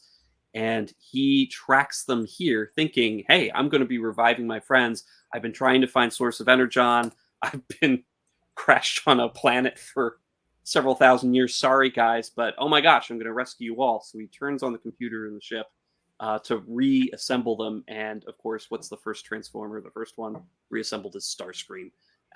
And Jetfire is shocked that Starscream is clearly gone full on evil, pointing at the Autobot insignia and basically saying, these are the evil ones. We're going to destroy them. They have to be wiped out. There's no other alternative. And of course, while he's doing that, while he and Jetfire are talking, some of the other Autobots are waking up. And that, of course, includes Optimus Prime. And they have a massive fight in this in this enclosed space. There's some pretty exciting, panels where they're really just going crazy trying to, one, the Autobots are trying to escape, and two, the Decepticons are still trying to destroy anything that hasn't been revived yet. And unfortunately, it does include, a few noticeable or known characters that seem to have been, potentially killed at the start of this. But, the humans make themselves known. Spike and Carly, with Optimus Prime, they get away with some of the remaining Autobots who've been revived, and find a place to hide in this old mine. This is just a great introduction, because if you remember seeing the original cartoon, or read some of the the original first issues from Marvel, this is kind of in a way it's another perspective, another retelling of that sort of origin story of them coming to Earth and encountering the humans for the first time. This is again more from the humans looking at this and kind of like, what is going on with these crazy robots? We need to help these good guys because they're clearly good, and just kind of surviving. There's did you mean to Seinfeld it there? What is going on with these crazy robots? What is going on with these crazy robots? And what is the deal with Energon? I thought it was a car. It's a car. It's a robot. I don't know. Pick a lane. No, it's a robot. But the one good thing that I wanted to point out about this is that this is definitely going to be a little bit more of an impactful Transformer series. We're not going to have people kind of just injured and off camera or whatever. One of the last panels in this issue is Starscream absolutely squishing a human because they're so soft and squishy, and just sort of like, oh, so we're going to have blood, we're going to have some death here. There's going to be some stakes for Earth, where obviously there's always stakes for Earth, but this is going to be a little bit more visceral. And DWJ, of course, does not shy away from blood, does not shy away from the effects of violence, and so it's going to be a really interesting mix here. And again, this is his dream. This is what he's been wanting to do since he was a kid. First drawing, the Transformers off of the cartoons, so and the comics. But yeah, so I enjoyed this. I'm looking forward to it. I know for the expanded universe, they are going to be doing a lot more with tying into G.I. Joe. The new Duke series and the new Cobra Commander series are coming out at the end of this year. And there is a connection between G.I. Joe and the Transformers. Apparently there's an old rivalry or an old disaster that's related to this that we're going to find out about when we get more information on it. So we do have a couple questions. Oh, sure. Before you get to that, is there any alignment with Void Rivals in this first issue? Yes. Yeah. So the Transformer that they discover in issue number 1 and they reawaken is Jetfire, who comes in and reawakens. Okay, I'm sorry. So that's so it's direct, but it's also, it tells us that it's happening at the same time. So what's happening over in this other end of the galaxy with the Void Rivals and that story, it's happening at the same time with what's going on Earth. So okay, cool. It's pretty interesting that it's all going to be connected. Now I'm sure we're going to get some flashbacks in the G.I. Joe books, but it's definitely all coming together, man. Which I'm pretty excited about. So Kevin Quast says, love DWJ's Beta Ray Bill. Yes. I know, Caleb, you fully read that. So and then we also have John Westhoff, of course, throwing the the horns, and a cowboy hat. Yeah. Yeehaw. And Caleb, I'm just going to throw this up here because you put it so well. I'm always a little shocked that DWJ's art doesn't vibrate. The man has some of the most kinetic lines in history of sequential art. I am absolutely in agreement there. I think he's just, I don't know, like everything is just moving, constantly. I mean, there's just some really great line work, and you just feel the movement here. A lot of that with the lettering also helps. We've got Mike Spencer on colors, Russ Wooten on letters, and I think that, combined with DWJ, I think just makes this a great. I know Motion Comics turned out to be a bit of a dud, but he's one artist I think that if they did animate his stuff in that format would be pretty interesting. Yeah. Well, and if you watch a lot of like the most recent animated films that have taken off, specifically like Spider-Man films, and he was not involved in any of those, but it's very reminiscent of his style. Like, if you watch the new Spider-Man films, they have that very, the straight lines aren't straight lines. Like it's almost like somebody took a pencil and drew horizontal, sketchy lines all like in a vertical pattern to make a line. Like very much in that same. I mean, it's stylistically different, right? So I mean, it's not the same by any means, but it's all in this kind of weird kinetic family of animation meets still art that just works out really well. And it does not hurt that he is one of the most meek / humble / personable, fun, like laugh-inducing people that I've ever been around.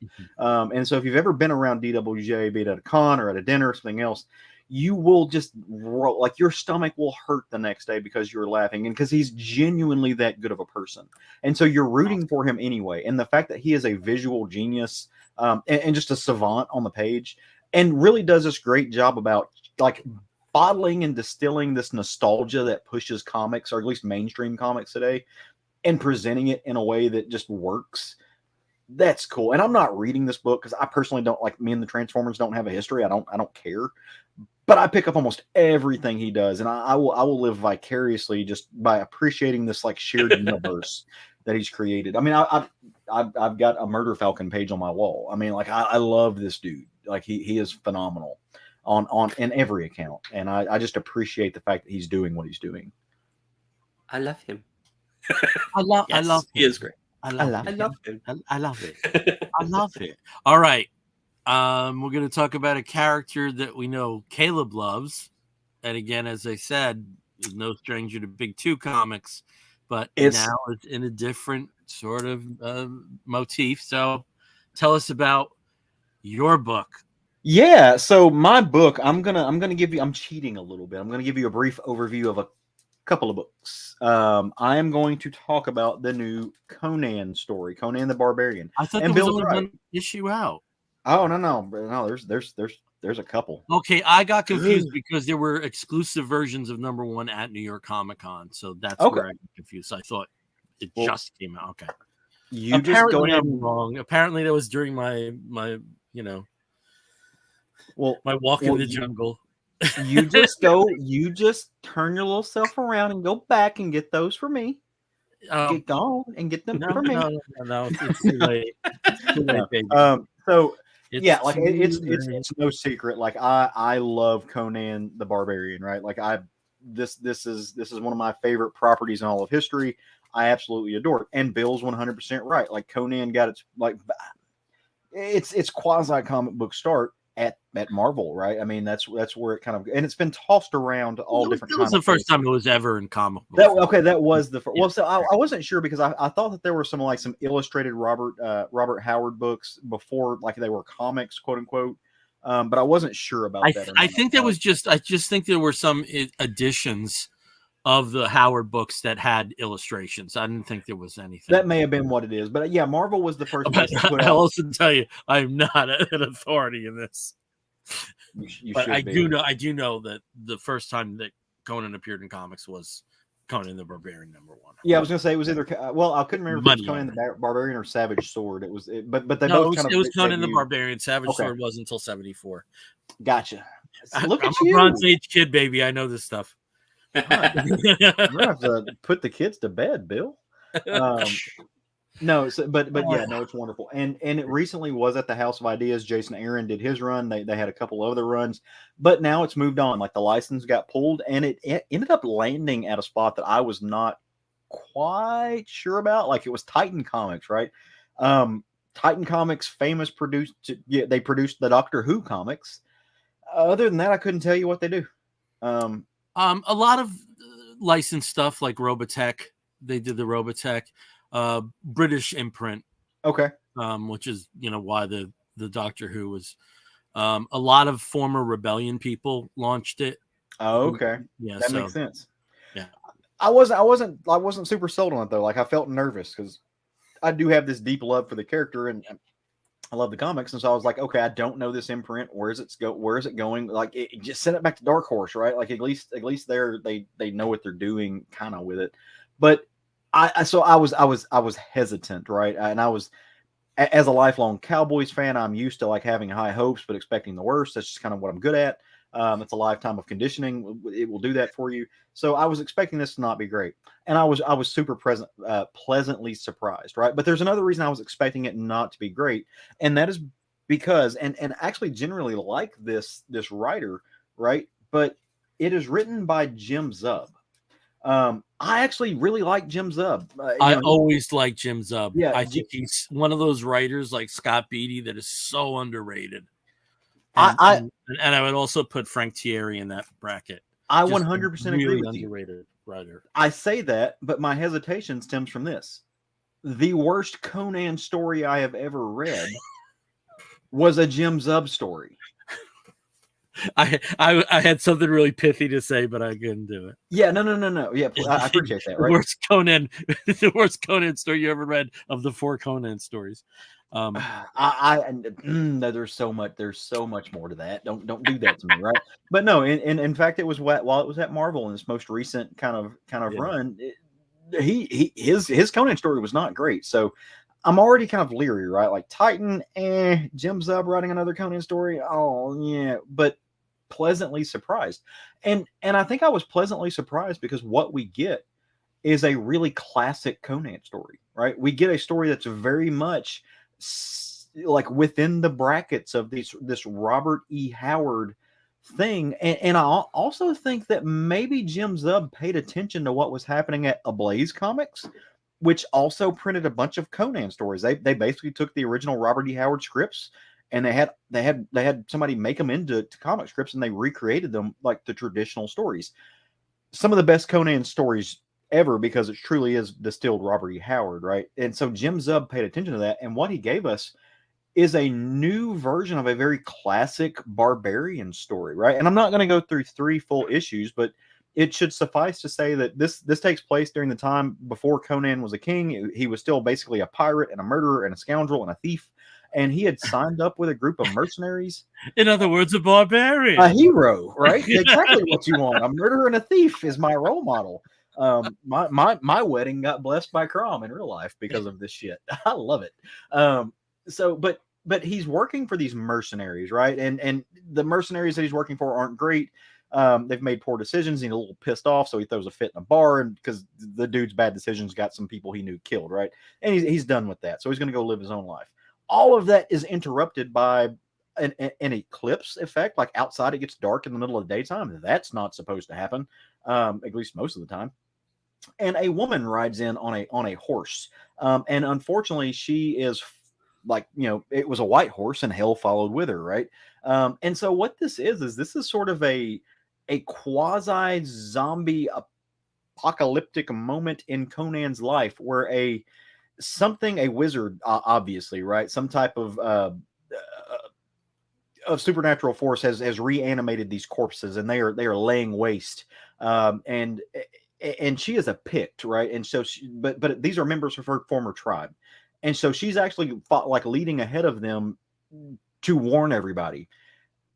And Conan's going to do battle, right? He's not going to lay down a sword. But once he realizes everything is back, he's like, look, I've had enough of this. There's nothing I can do. I need to go back to Samaria. I'm this close. I'm just going to go back to Samaria. My tribesmen will take care of this. We'll do everything. And she's like, Conan, you don't understand. This is just one small branch of this flood that's happening, right? And they're already in Samaria. your tribesmen, these people that you stemmed from and that you've gone back to and you've done battle with, your brothers are all dead, right? They're gone. And he's like, nah, bullshit. Like, there's no way. Like, those dudes are just, you can't stop them. We stopped the Acolonians when they were just the unstoppable force. And so they embark on an adventure to get there. When they get there, they find out that they're both a little bit right. Like, yes, the flood is there. The zombies are wreaking havoc, but the Sumerians are putting up a hell of a resistance, right? And he's going to end up leading them. If you are a Conan fan, right, this is up your alley. I promise, you that. Like, the art is very reminiscent, and I should say, I'll shout out to the entire creative team. But just specifically, De La Torre, who does the art, and Villarubia does the colors. Like, this entire team that teamed up with Jim Zub to produce this just did a phenomenal job. And the artwork has this kind of like Bronze Age mixed with kids' Bible feel. I don't know how else to put it. And it's just, it is wonderful, but it feels classic. It feels like it's something that you would pick up that should be on pulp. It should be on newsprint paper, but it's not. It's on like a modern stock. But some of these do invoke Mahmoud Israr, right? Who did draw some of my favorite Conan of the modern Marvel era. Go check this book out. This entire series. If the rest of the series is like this, the concept, right, like this property is in fine hands at Titan. And Jim Zub, like, my apologies for ever doubting you, right? Like, you just nailed it. You have completely understood this character. It is sex, it is violence, it is pure to Conan's kind of internal mantra that he has of who he is and where he's going. It solidly fits in with one of those stories that that's kind of tough to do, right? Like with the Legend of Conan, right? You're shoving something into a pinpoint in time, and you've got to make it match up with his history, and you've got to make it match up with his future, but you've got to also be able to tell a story that stands by itself. Spectacularly done. And I cannot be happier with the product of this. It is just, it is exactly what I want from a Conan the Barbarian book. Robert E. Howard would I think would be pleased. Yes, and I 100% read this while listening to the soundtrack from Conan the Barbarian, because that's what you have to do, right? So go check this out if you're a fan, even if you're not a fan, and you just want, like, if you discovered D&D last weekend with your friends, and you want a sword and sorcery book. This has it, right? This has blood, it has guts, it has a few boobs. It's exactly what you want out of this book. And there's hacking and slashing and zombies. So go forth and read it. Okay. Now, Brian, do you have a second book? I know that you came onto the train late today. So yeah, if you don't have one, that's cool. Yeah. I will just I have an honorable mention I will save as my woof, but then we'll talk about probably in a future episode. Okay, great. All right, so we're going to get to the more independent side of things, and I have to I think I'm going to ask Caleb to go sit, line up right now, because this is one I'm really interested to hear on how it was. I nearly pre-ordered this because of the circumstances of who one of the creators is, but I held off, and so I really want to hear about this. So Caleb, can you? I will absolutely. I'll piggyback it. So this last book was a modern creator doing a classic story, a classic character. The book that I'm about to talk about is a classic creator, somebody who's basically a household name, doing a very modern story and a very different thing than you would ever expect, right? And that person is none other than Bill Watterson. Now, Bill Watterson, if you're looking at this book and you're like, man, that name sounds familiar, but I like that doesn't look like what I meant. Bill Watterson created Calvin and Hobbes, right? Like this incredibly classic story about a boy and his imaginary friend is Tiger, that is full of whimsy and wonder and a lot of tragedy if you can read between the lines, but there's a lot there to it, right? And it's this surface level story, Calvin and Hobbes is, that when you read deeper, you realize there's so much more to it. Same framework, right? totally different take. Him and this artist named John Cash got together, and I think I'm pronouncing that right. I don't know if I am or not, so forgive me if I'm not. John Cash or Cash is a kind of famous for doing caricatures. He's famous for doing head portraits and stuff. Famous cartoonist, but has done some really, really cool stuff, and his museum quality work is known throughout the world. And they got together to produce this story that puts Bill Watterson's name on a book, on a new piece of art for the first time in, I think, almost 30 years, if not over 30 years. It's been 20, about close to it, yeah. Because when did Calvin and Hobbes end? 93, 94? Something like that. Yeah. I'm not sure on the dates. But they got together and produced this story called The Mysteries. And The Mysteries it's not a comic per se, right? It's a picture book. Like the way the book works is when you start reading it, text is on the left-hand side. There is a picture on the right. It's very simplistic. Like it's very boiled down to a childlike narrative. But when you start out what it starts out almost this Middle Ages kind of aspect, right? And there are these things called mysteries, but the town folks don't know about them, and the king's not sure about them. And so they build walls and they block themselves off from the mystery and they isolate themselves, right? But once they isolate themselves, the legend of what's outside perpetuates inside the walls, and so they start to be scared of the mysteries, and they start to fear what they don't know and the things. And so the king sends out knights to go out into the world and to bring back a mystery so they can study it. And when he sends these folks out here to the world that they have ignored and they don't want to know what's on the other side because they're scared of it, a lot of knights disappear, right? But one finally comes back, and this beleaguered, just ragtag knight has captured a mystery. And then they look at it, and it's not nearly as fearsome as what they thought it was. It's not really nearly as interesting as what they thought it was. It's actually just kind of boring. It's kind of just a thing. And so they forget about the mysteries for a while, and they modernize, and they build these cities, and they almost get industrial, and they globalize. And once they globalize, they start realizing that, hey, like the planet's doing weird things, and the nature is shifting, and it's not acting right, and there's things falling from the sky, and the planet's erupting, and they don't know what to do about it. And time goes on, and the world kind of decays, and the mysteries are pleased. And that's kind of the arc of the story, right? So it starts with the mysteries and it ends with the mysteries, and the world revolves around the mysteries, and it builds itself up. And there's a xenophobic era, and there is this kind of idea of isolationism that melds into globalism, which melds into the dangers and the damage that industrialization can do to the world. And all of this is told into a picture book that a first through fourth grader can read and appreciate, right? And they may not dig into the nuances of it, but it's there. It's almost just like this notion of Calvin and Hobbes, where you have this beautiful friendship, this story, this imaginary character, and these boyhood adventures and stuff. But when you read between the lines, you realize that there is emotional damage there, right? There is a brokenness there, and there is a fear of the world, and there's trauma in that is healing itself, right? It's this multi-layered, multifaceted aspect of it that is brilliantly juxtaposed with the internal and interior art, which is this weird medley, this mashup of photography, of traditional charcoal arts, of claymation, which gets dropped into these images that I have a hard time. If I can show you this, Steve, if you'll switch over to full screen. Just for a second. Yeah, like you can see that, like that's a still image. It very much evokes claymation. This wasn't made. This is not a still from a claymation show, right? They get into digital manipulation in the back of it. There's painting done. It's multimedic, right? And they create this thing that has more layers than Shrek's onion, right? Just to throw back to the donkey thing I mentioned earlier.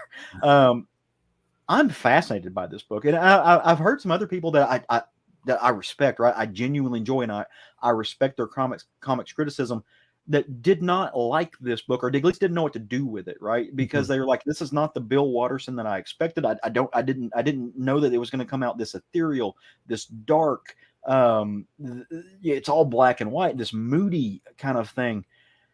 I didn't expect it to be that either, but I love it. And I've read this book 6 or 7 times now, and every time I do, I find a new layer to it where Bill and John are really digging into this modern understanding of sociopolitics, of eco-globalism, of where the world is.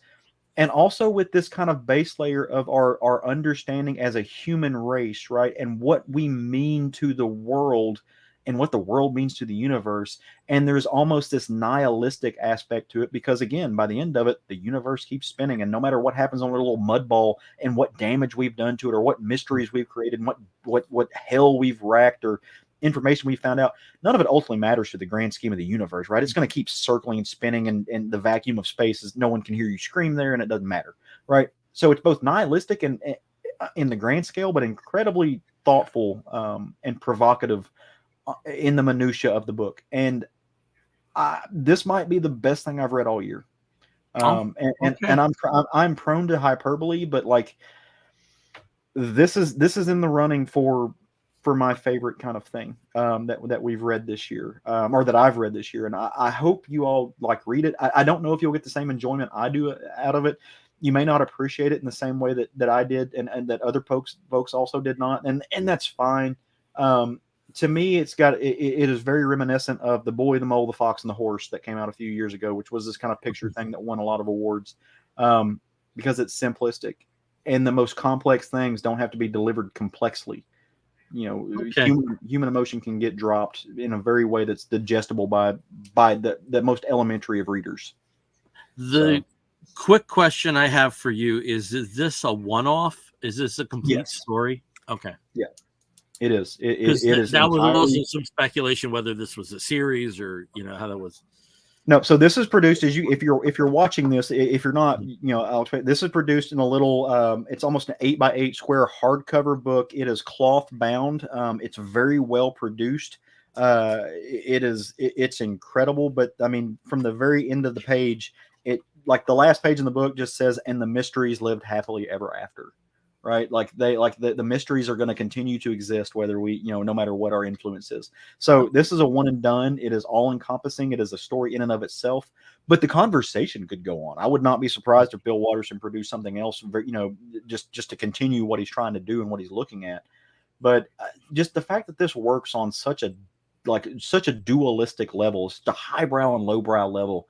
I'm fascinated by the mechanics of this book. And I know I'm nerding the fuck out right now, but, I really hope more people check this out, and they check it out both understanding and appreciating Bill Watterson's work from before, but leaving that baggage with what it is and letting Calvin and Hobbes be its own thing, and letting kind of like the Jonathan Hickman thing. I mean, just conceptual continuity that we're talking about. It's a little harder with creators who are known for one thing, right? Project. Yeah, that's a little different.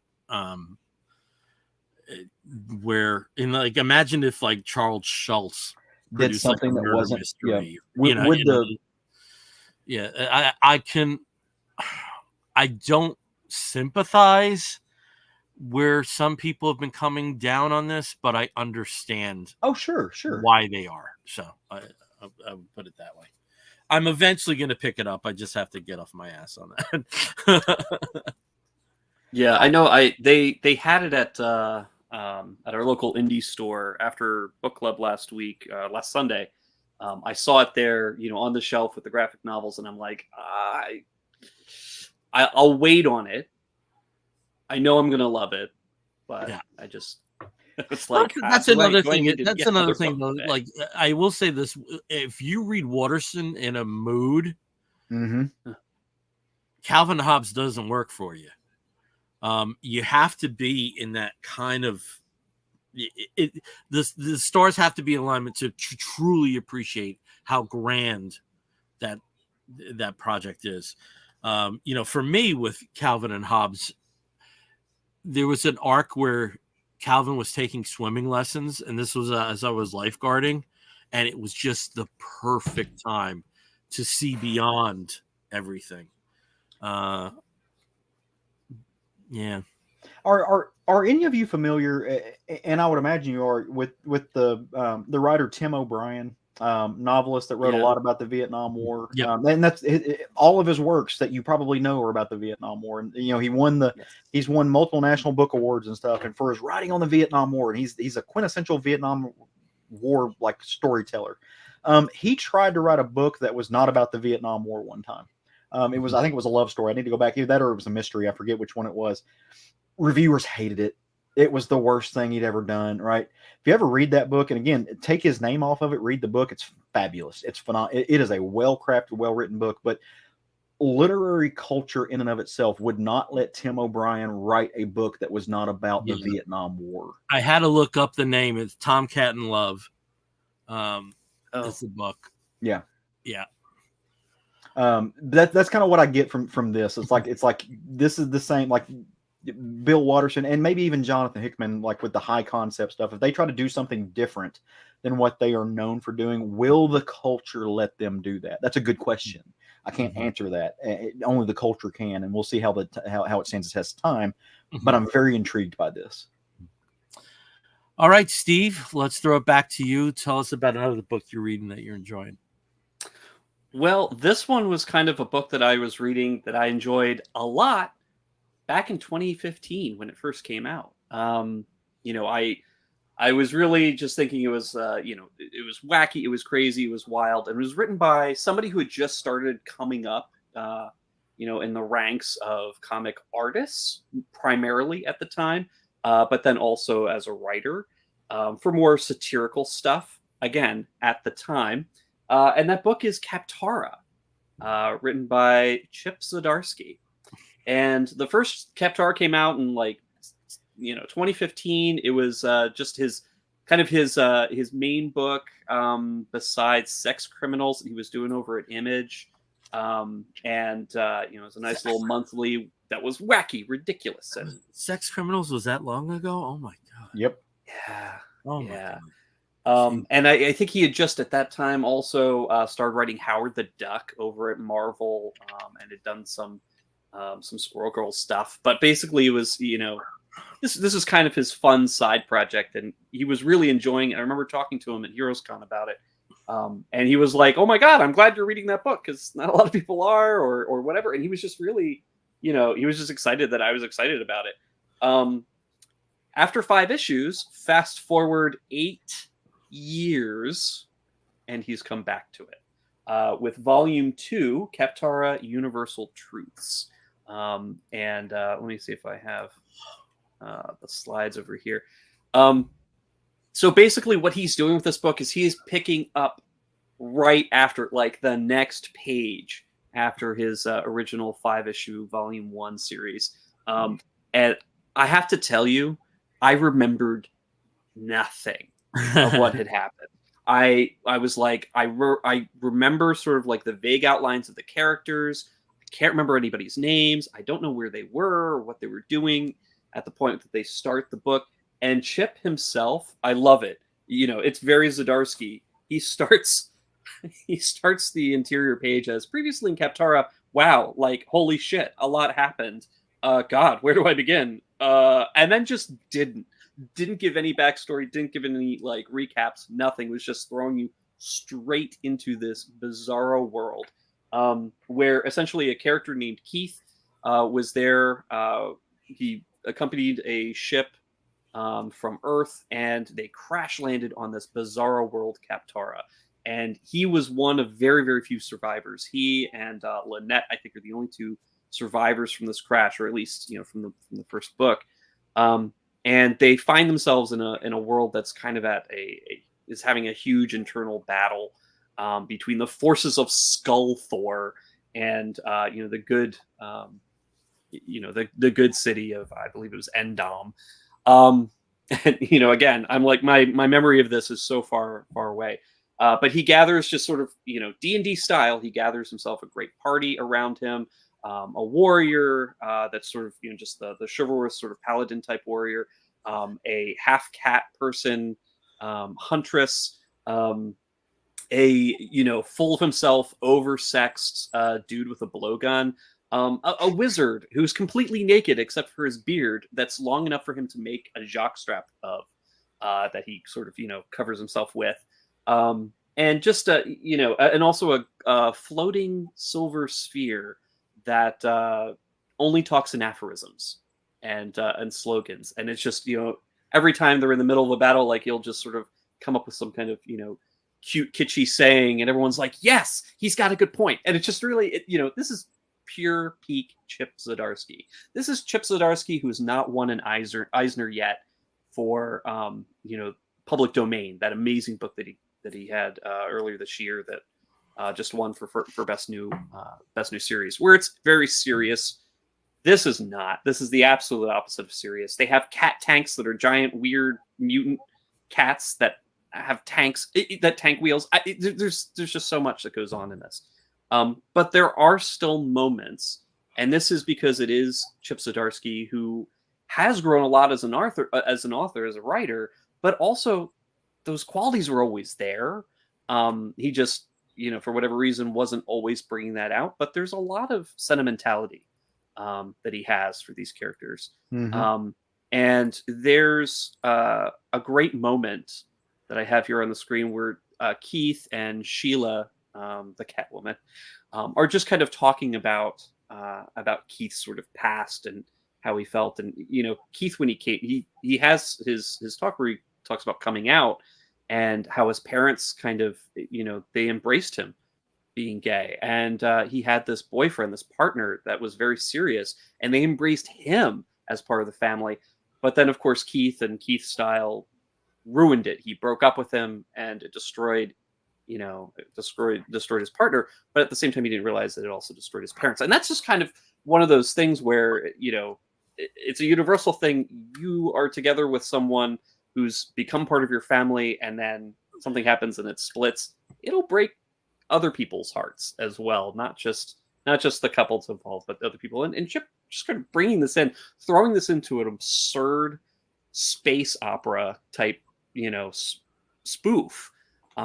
It's just like this moment of just serious storytelling and character development that I've come to love about Chip's stuff, where it's like zaniness could be happening, but then there's also a true heart to the characters or to the story or to the situation that these characters find themselves in.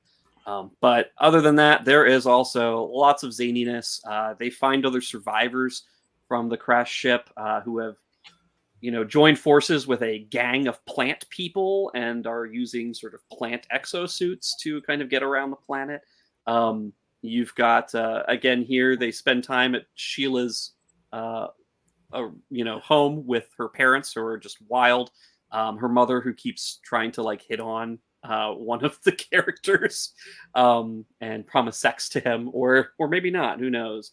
They're always like, what about that nice Kevin that we promised you to? Like, he's really sad that you're not around. It's just these wild things, these backstories of these characters that even if you didn't read volume 1, or if you're like me, you read volume 1 8 years ago and can't remember a thing, it tells you who these characters are. And he does a great job of that without you really knowing what's necessarily going on. But the story's great. They're trying to find a way off the planet. That's pretty much it to explain. But wackiness ensues. So love the art here. Kagan McLeod, who's one of the co-creators on this, and Hassan Otsmani Alahau for the lettering.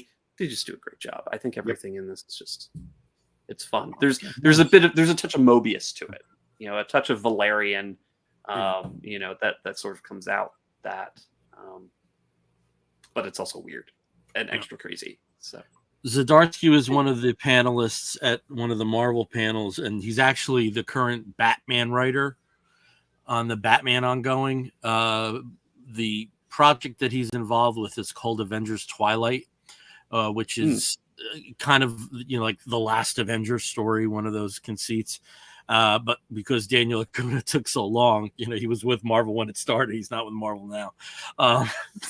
So that was really funny, him being at the Marvel panel, like, okay, I got to go over to the DC panel in 5 minutes to do. I really like Chip. Yeah. I don't read everything he does. Some of it is he's fairly prolific. I mean, there's points where he's hit or miss. He's had 5 books a month out. Depending upon where the schedules fell. And if you've never seen from way back in the day, I'm sure it's archived somewhere, of Chip Zdarsky talking to the Applebee's bot. That's one of the funny. Oh my God, they're so funny. Yeah. He's hit or miss for me. he tends to be funny when he's not trying to be funny. That's kind of where I go with it. Are either of you familiar with Kagan McLeod though, or does it, any of you know who that? No. Have you have y'all watched She-Hulk? Yes. So he's the artist that did all the court sketches of Okay. She-Hulk for that. I'm a huge fan of Kagan. Does a lot of hip hop stuff. I'm a huge fan of Kagan McLeod. So I didn't even know Kagan had done this, and so this just kind of made my night. Very much an artist that can do a number of styles, because this is way different from those kind of courtroom sketches that McLeod did. And so, yeah, super makes me happy to see that. Okay, we got one more book to talk about, and it's mine. And boy, we got to wrap this up soon. We've been talking for a long time. 2 hours. And we still have Geek Gets and our Woofs of the Week, and we're going to get to them. So I might accelerate my book, but I do want to talk about it. And it's Beneath the Trees Where Nobody Sees, #1. Steve, I think you have a graphic that you can put up there. This book was a total mystery to me. It was in the IDW gift bag at one of the panels. And I even asked these guys, like, have you ever heard of this? And nobody did. As you can see from the art there, it's a little twisted, but it's very much in that like stuff of legend kind of, artwork. And let me tell you what the story is. The individual you see here is Samantha, and she is a bear, an anthropomorphic bear. I never say that right. And she lives in a town called Woodbrook. And Woodbrook is like, it's like small town America. And, like an elevator pitch way to talk about this is Arthur meets Dexter. Arthur, the old cartoon with the, with like anthropomorphic animals that, like effectively live like a human-like life. Thanks, yeah, so if you go to Woodbrook, it's like your small town. There's there's a bartender who's a rhino. There's an old goat who's kind of losing his marbles. There's a one of the town elders is a turtle who's really proud of the float that's going to happen. That's going to be in the next parade. So it's almost like quintessential small town America. And Samantha has a secret. Now, I'm going to tell you this. If you don't want it spoiled, I'm not going to spoil this because I thought it was vital that you didn't have that element spoiled for you. Don't read the solicit because it gives too much away, and especially do not read IGN's coverage of this book. So, I just want to preface that because a lot of the important information about this book when you read it is already out there.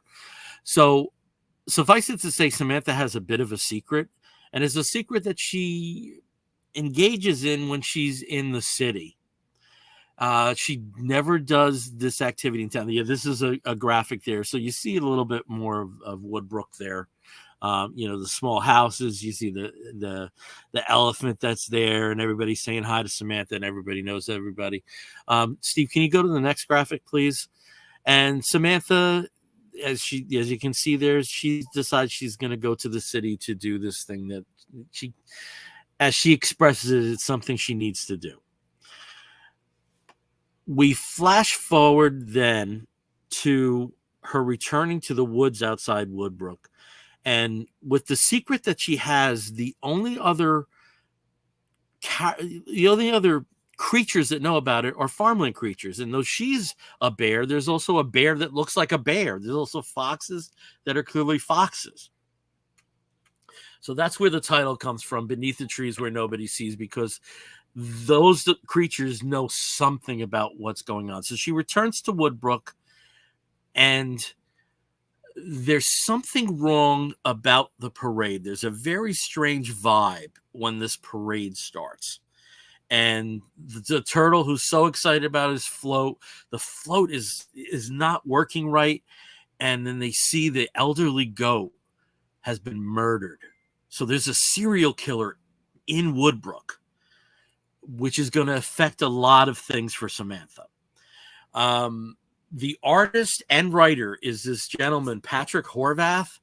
As you can see, it's a very stylized work there. Very few comic book credits. He's mostly a filmmaker, and has been so for quite some time, mostly in horror films. Which, this is a rated R book. You're not seeing it in the panels that I'm presented, but definitely a rated R book. And you do get previews of what's going to happen. The cover of the second issue is jarring because, as I said, this is a universe where the anthropomorphic animals exist and real animals exist, and you see a pig person looking inside a bakery with the pig heads in it. It's a jarring image. So I'm really interested to see where that element of this story goes. I knew nothing about this, and it came out, this week. It came out yesterday, and I am fascinated about where this goes.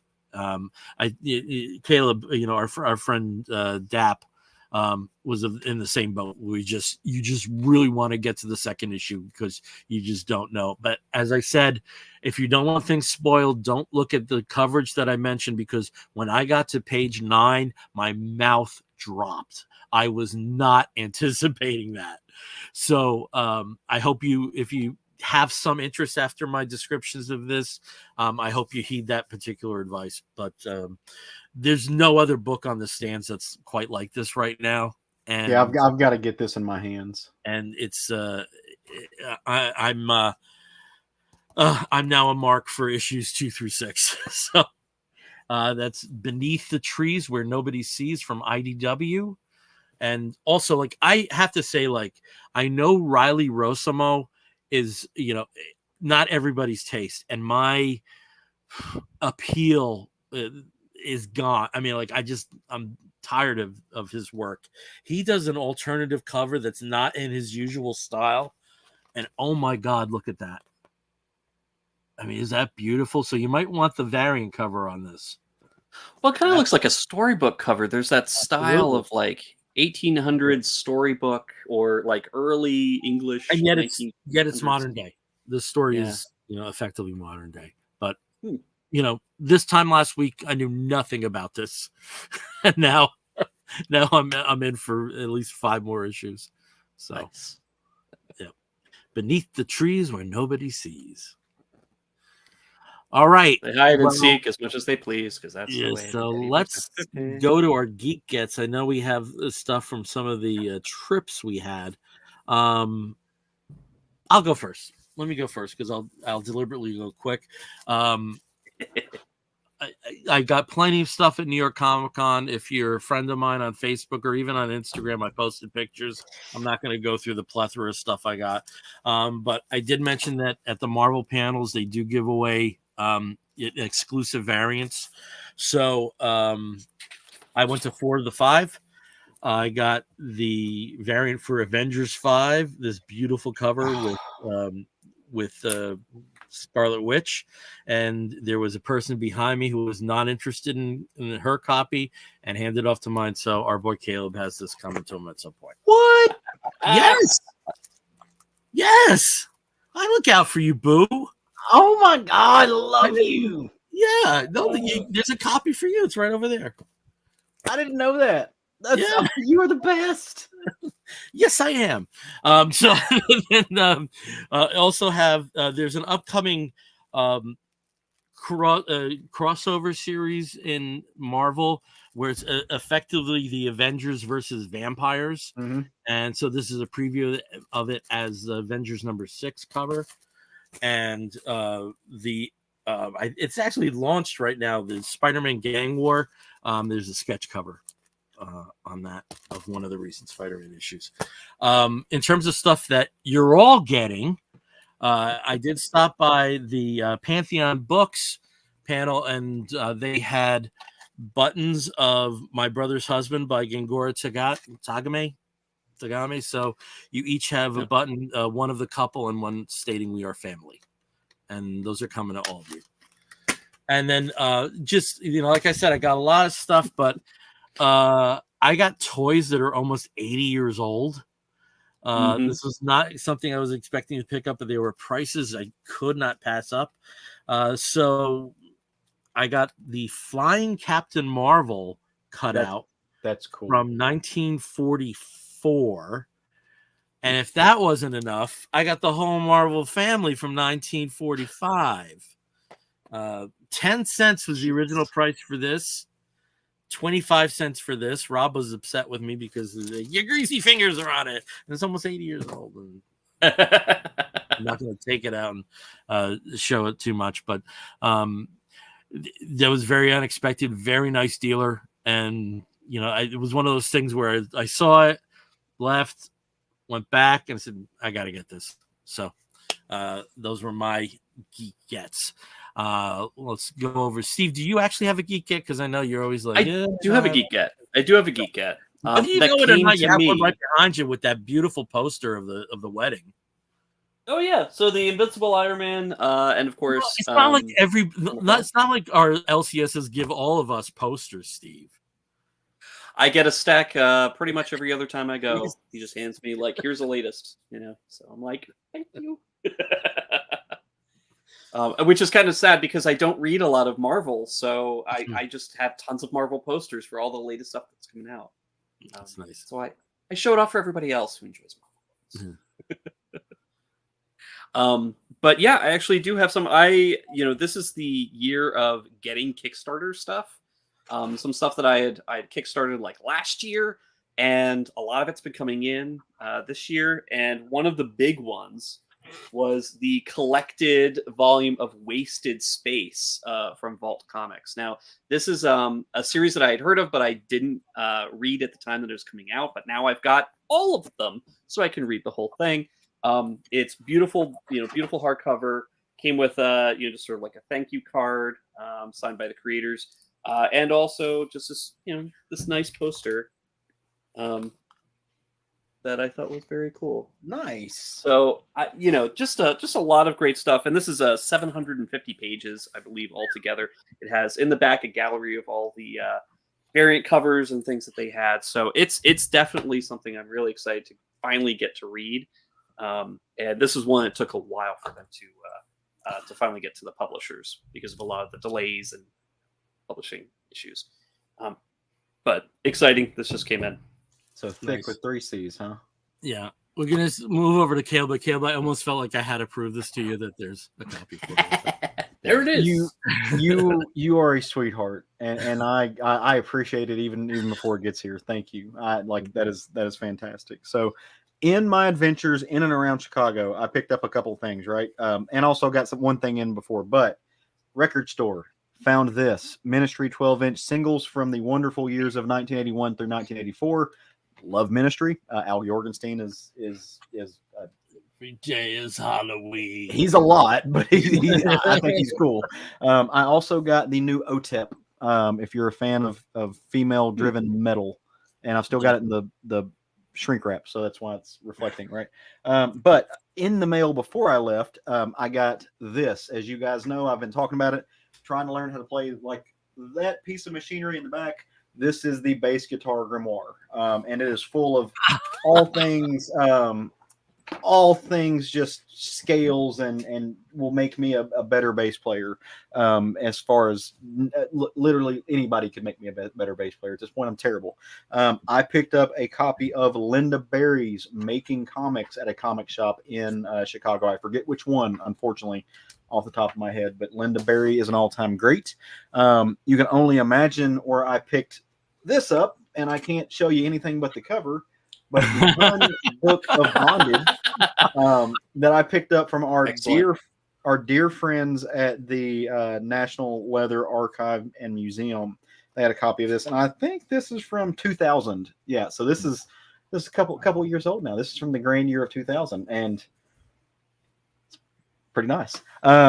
I also picked up this magazine, random thing. It's a couple years old, but I picked it up simply because it's got Howard Cruz, and so this is a copy of the comic book creator celebrating the life and the work of Howard Cruz. That's interesting because comic book creator is usually magazine size. That looks like album size. No, this is magazine. It is magazine. Okay. Yeah. So sorry. I was trying to show you, like, as far as just a regular comic book goes, this is standard comic book size. Okay. Yeah, it almost just the angle you had, it almost looked like it was an album size. I have a very quick question about the Ministry, the 12-inch mixes. Okay. Is that a double album? Because I remember the CD, it barely fit on the CD. It is, in fact, a double like album. 2 of the tracks are a little shorter than the original 12 inches. So, double That's okay. album. No, you don't always need 12. Anyway. So the cool thing, it is a double album, and also because I appreciate this, I sprung and got the aqua green, the colored vinyl.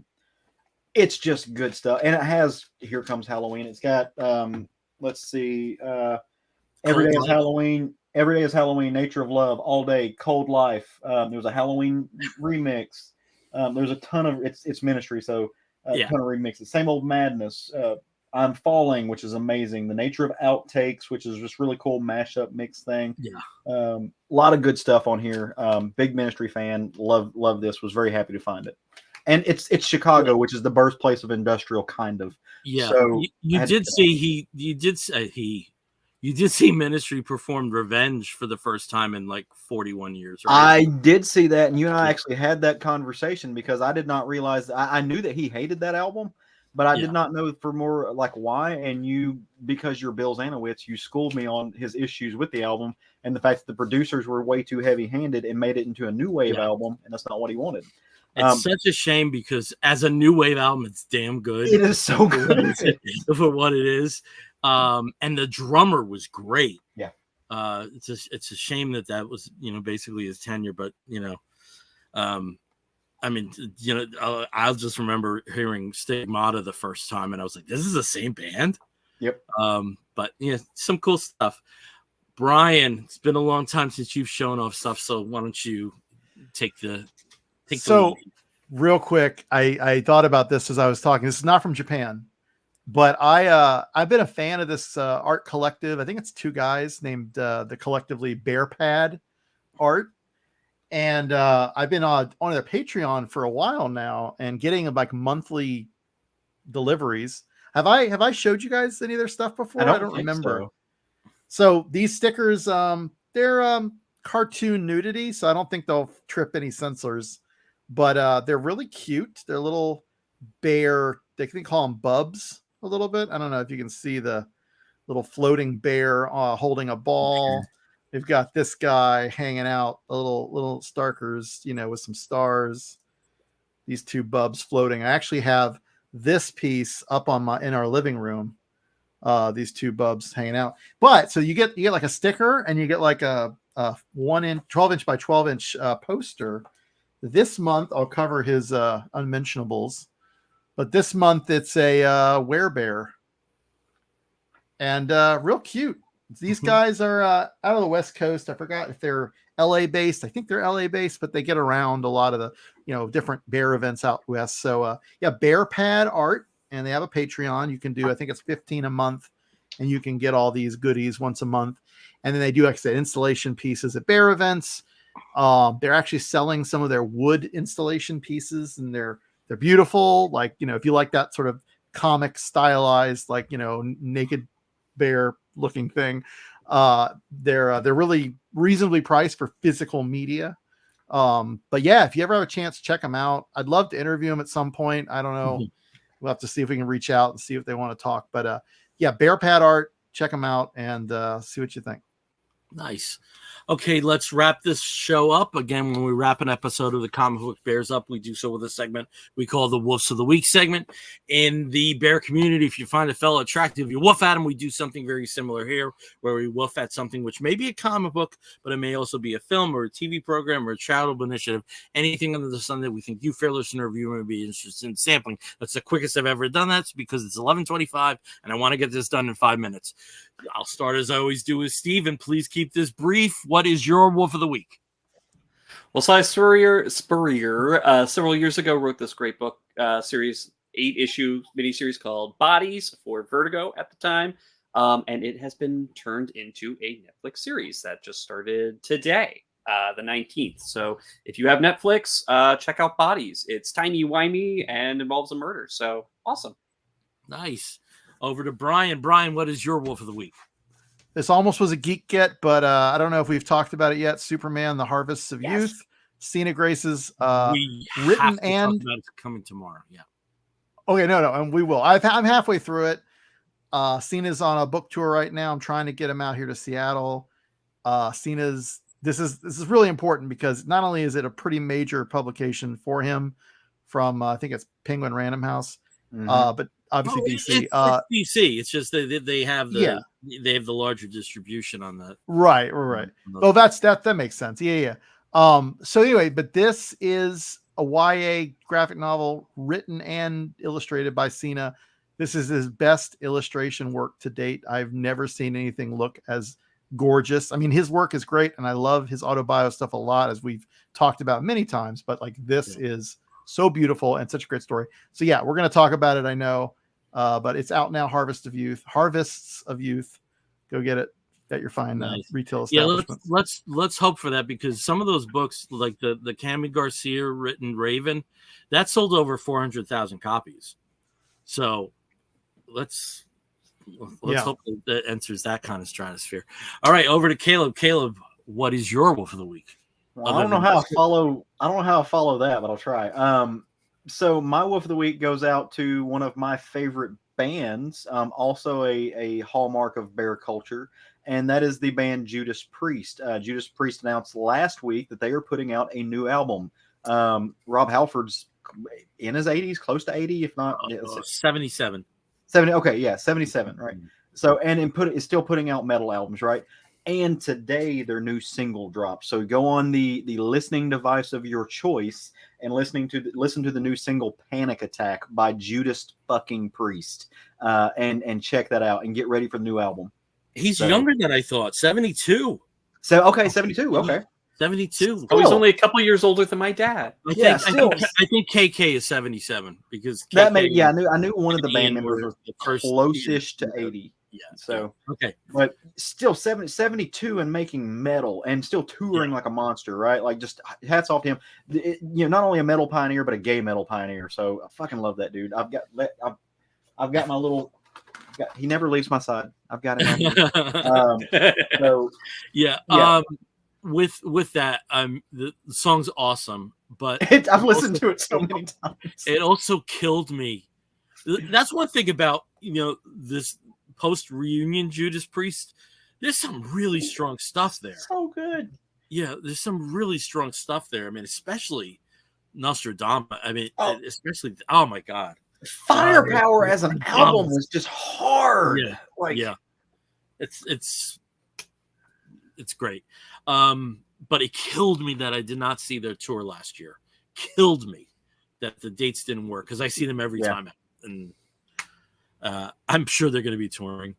All right, so for my wolf of the week, I don't know if we're going to get together before Halloween. Spooky Halloween, as it's known in other podcasts. But Halloween, and I know I have plenty of friends that are watching Halloween movies every day. There's one of them. My friend Patrick Kellogg's another, and I think Germ is. So there's a bunch of people that are logging them and doing presenting them in their posts. I don't have the bandwidth to do that right now, but I really needed to decompress because I'm working like a dog. These next probably not until like November 1st. I'm just gonna be working like crazy, and I really needed to decompress 2 nights ago. And the best way to decompress at this time of year is the classic Halloween from 1978, directed by John Carpenter, with Jamie Lee Curtis in her breakout role and Donald Pleasance. And it's a perfectly edited film. It's a perfectly structured film. It's the birth, essentially, of the slasher pick, and just exactly what I needed. I hate to say like the slasher pick is what I needed to decompress, but it was. If you've never seen it, it's on various free sites like Tubi and Roku channel, so you have no excuse. One of the best horror movies ever made, and it needed to happen. All right, we did it. 11:30, we did it. All right, again, we are the Comic Book Bears podcast. You can find us on the Twitter, X, and the Tumblr. And for real now, again, the Instagram, thanks to our boy Caleb, as Comic Book Bears. You can find us on the Facebook as Comic Book Bears Podcast. If you want to download us, you can do so through Apple Podcasts and many of the other podcatching and pod hosting platforms. If you want to write to us, you can do so by sending an email to comicbookbears@gmail.com. Until next time, I'm Bill Zanowitz. I'm Brian Pittard. I'm Steve Morey. And I'm Caleb Alexander McKenzie. If you're listening to the audio version, you're going to hear a wolf and explosion. We'll be back real soon. Take care, everyone. Yes. Bye.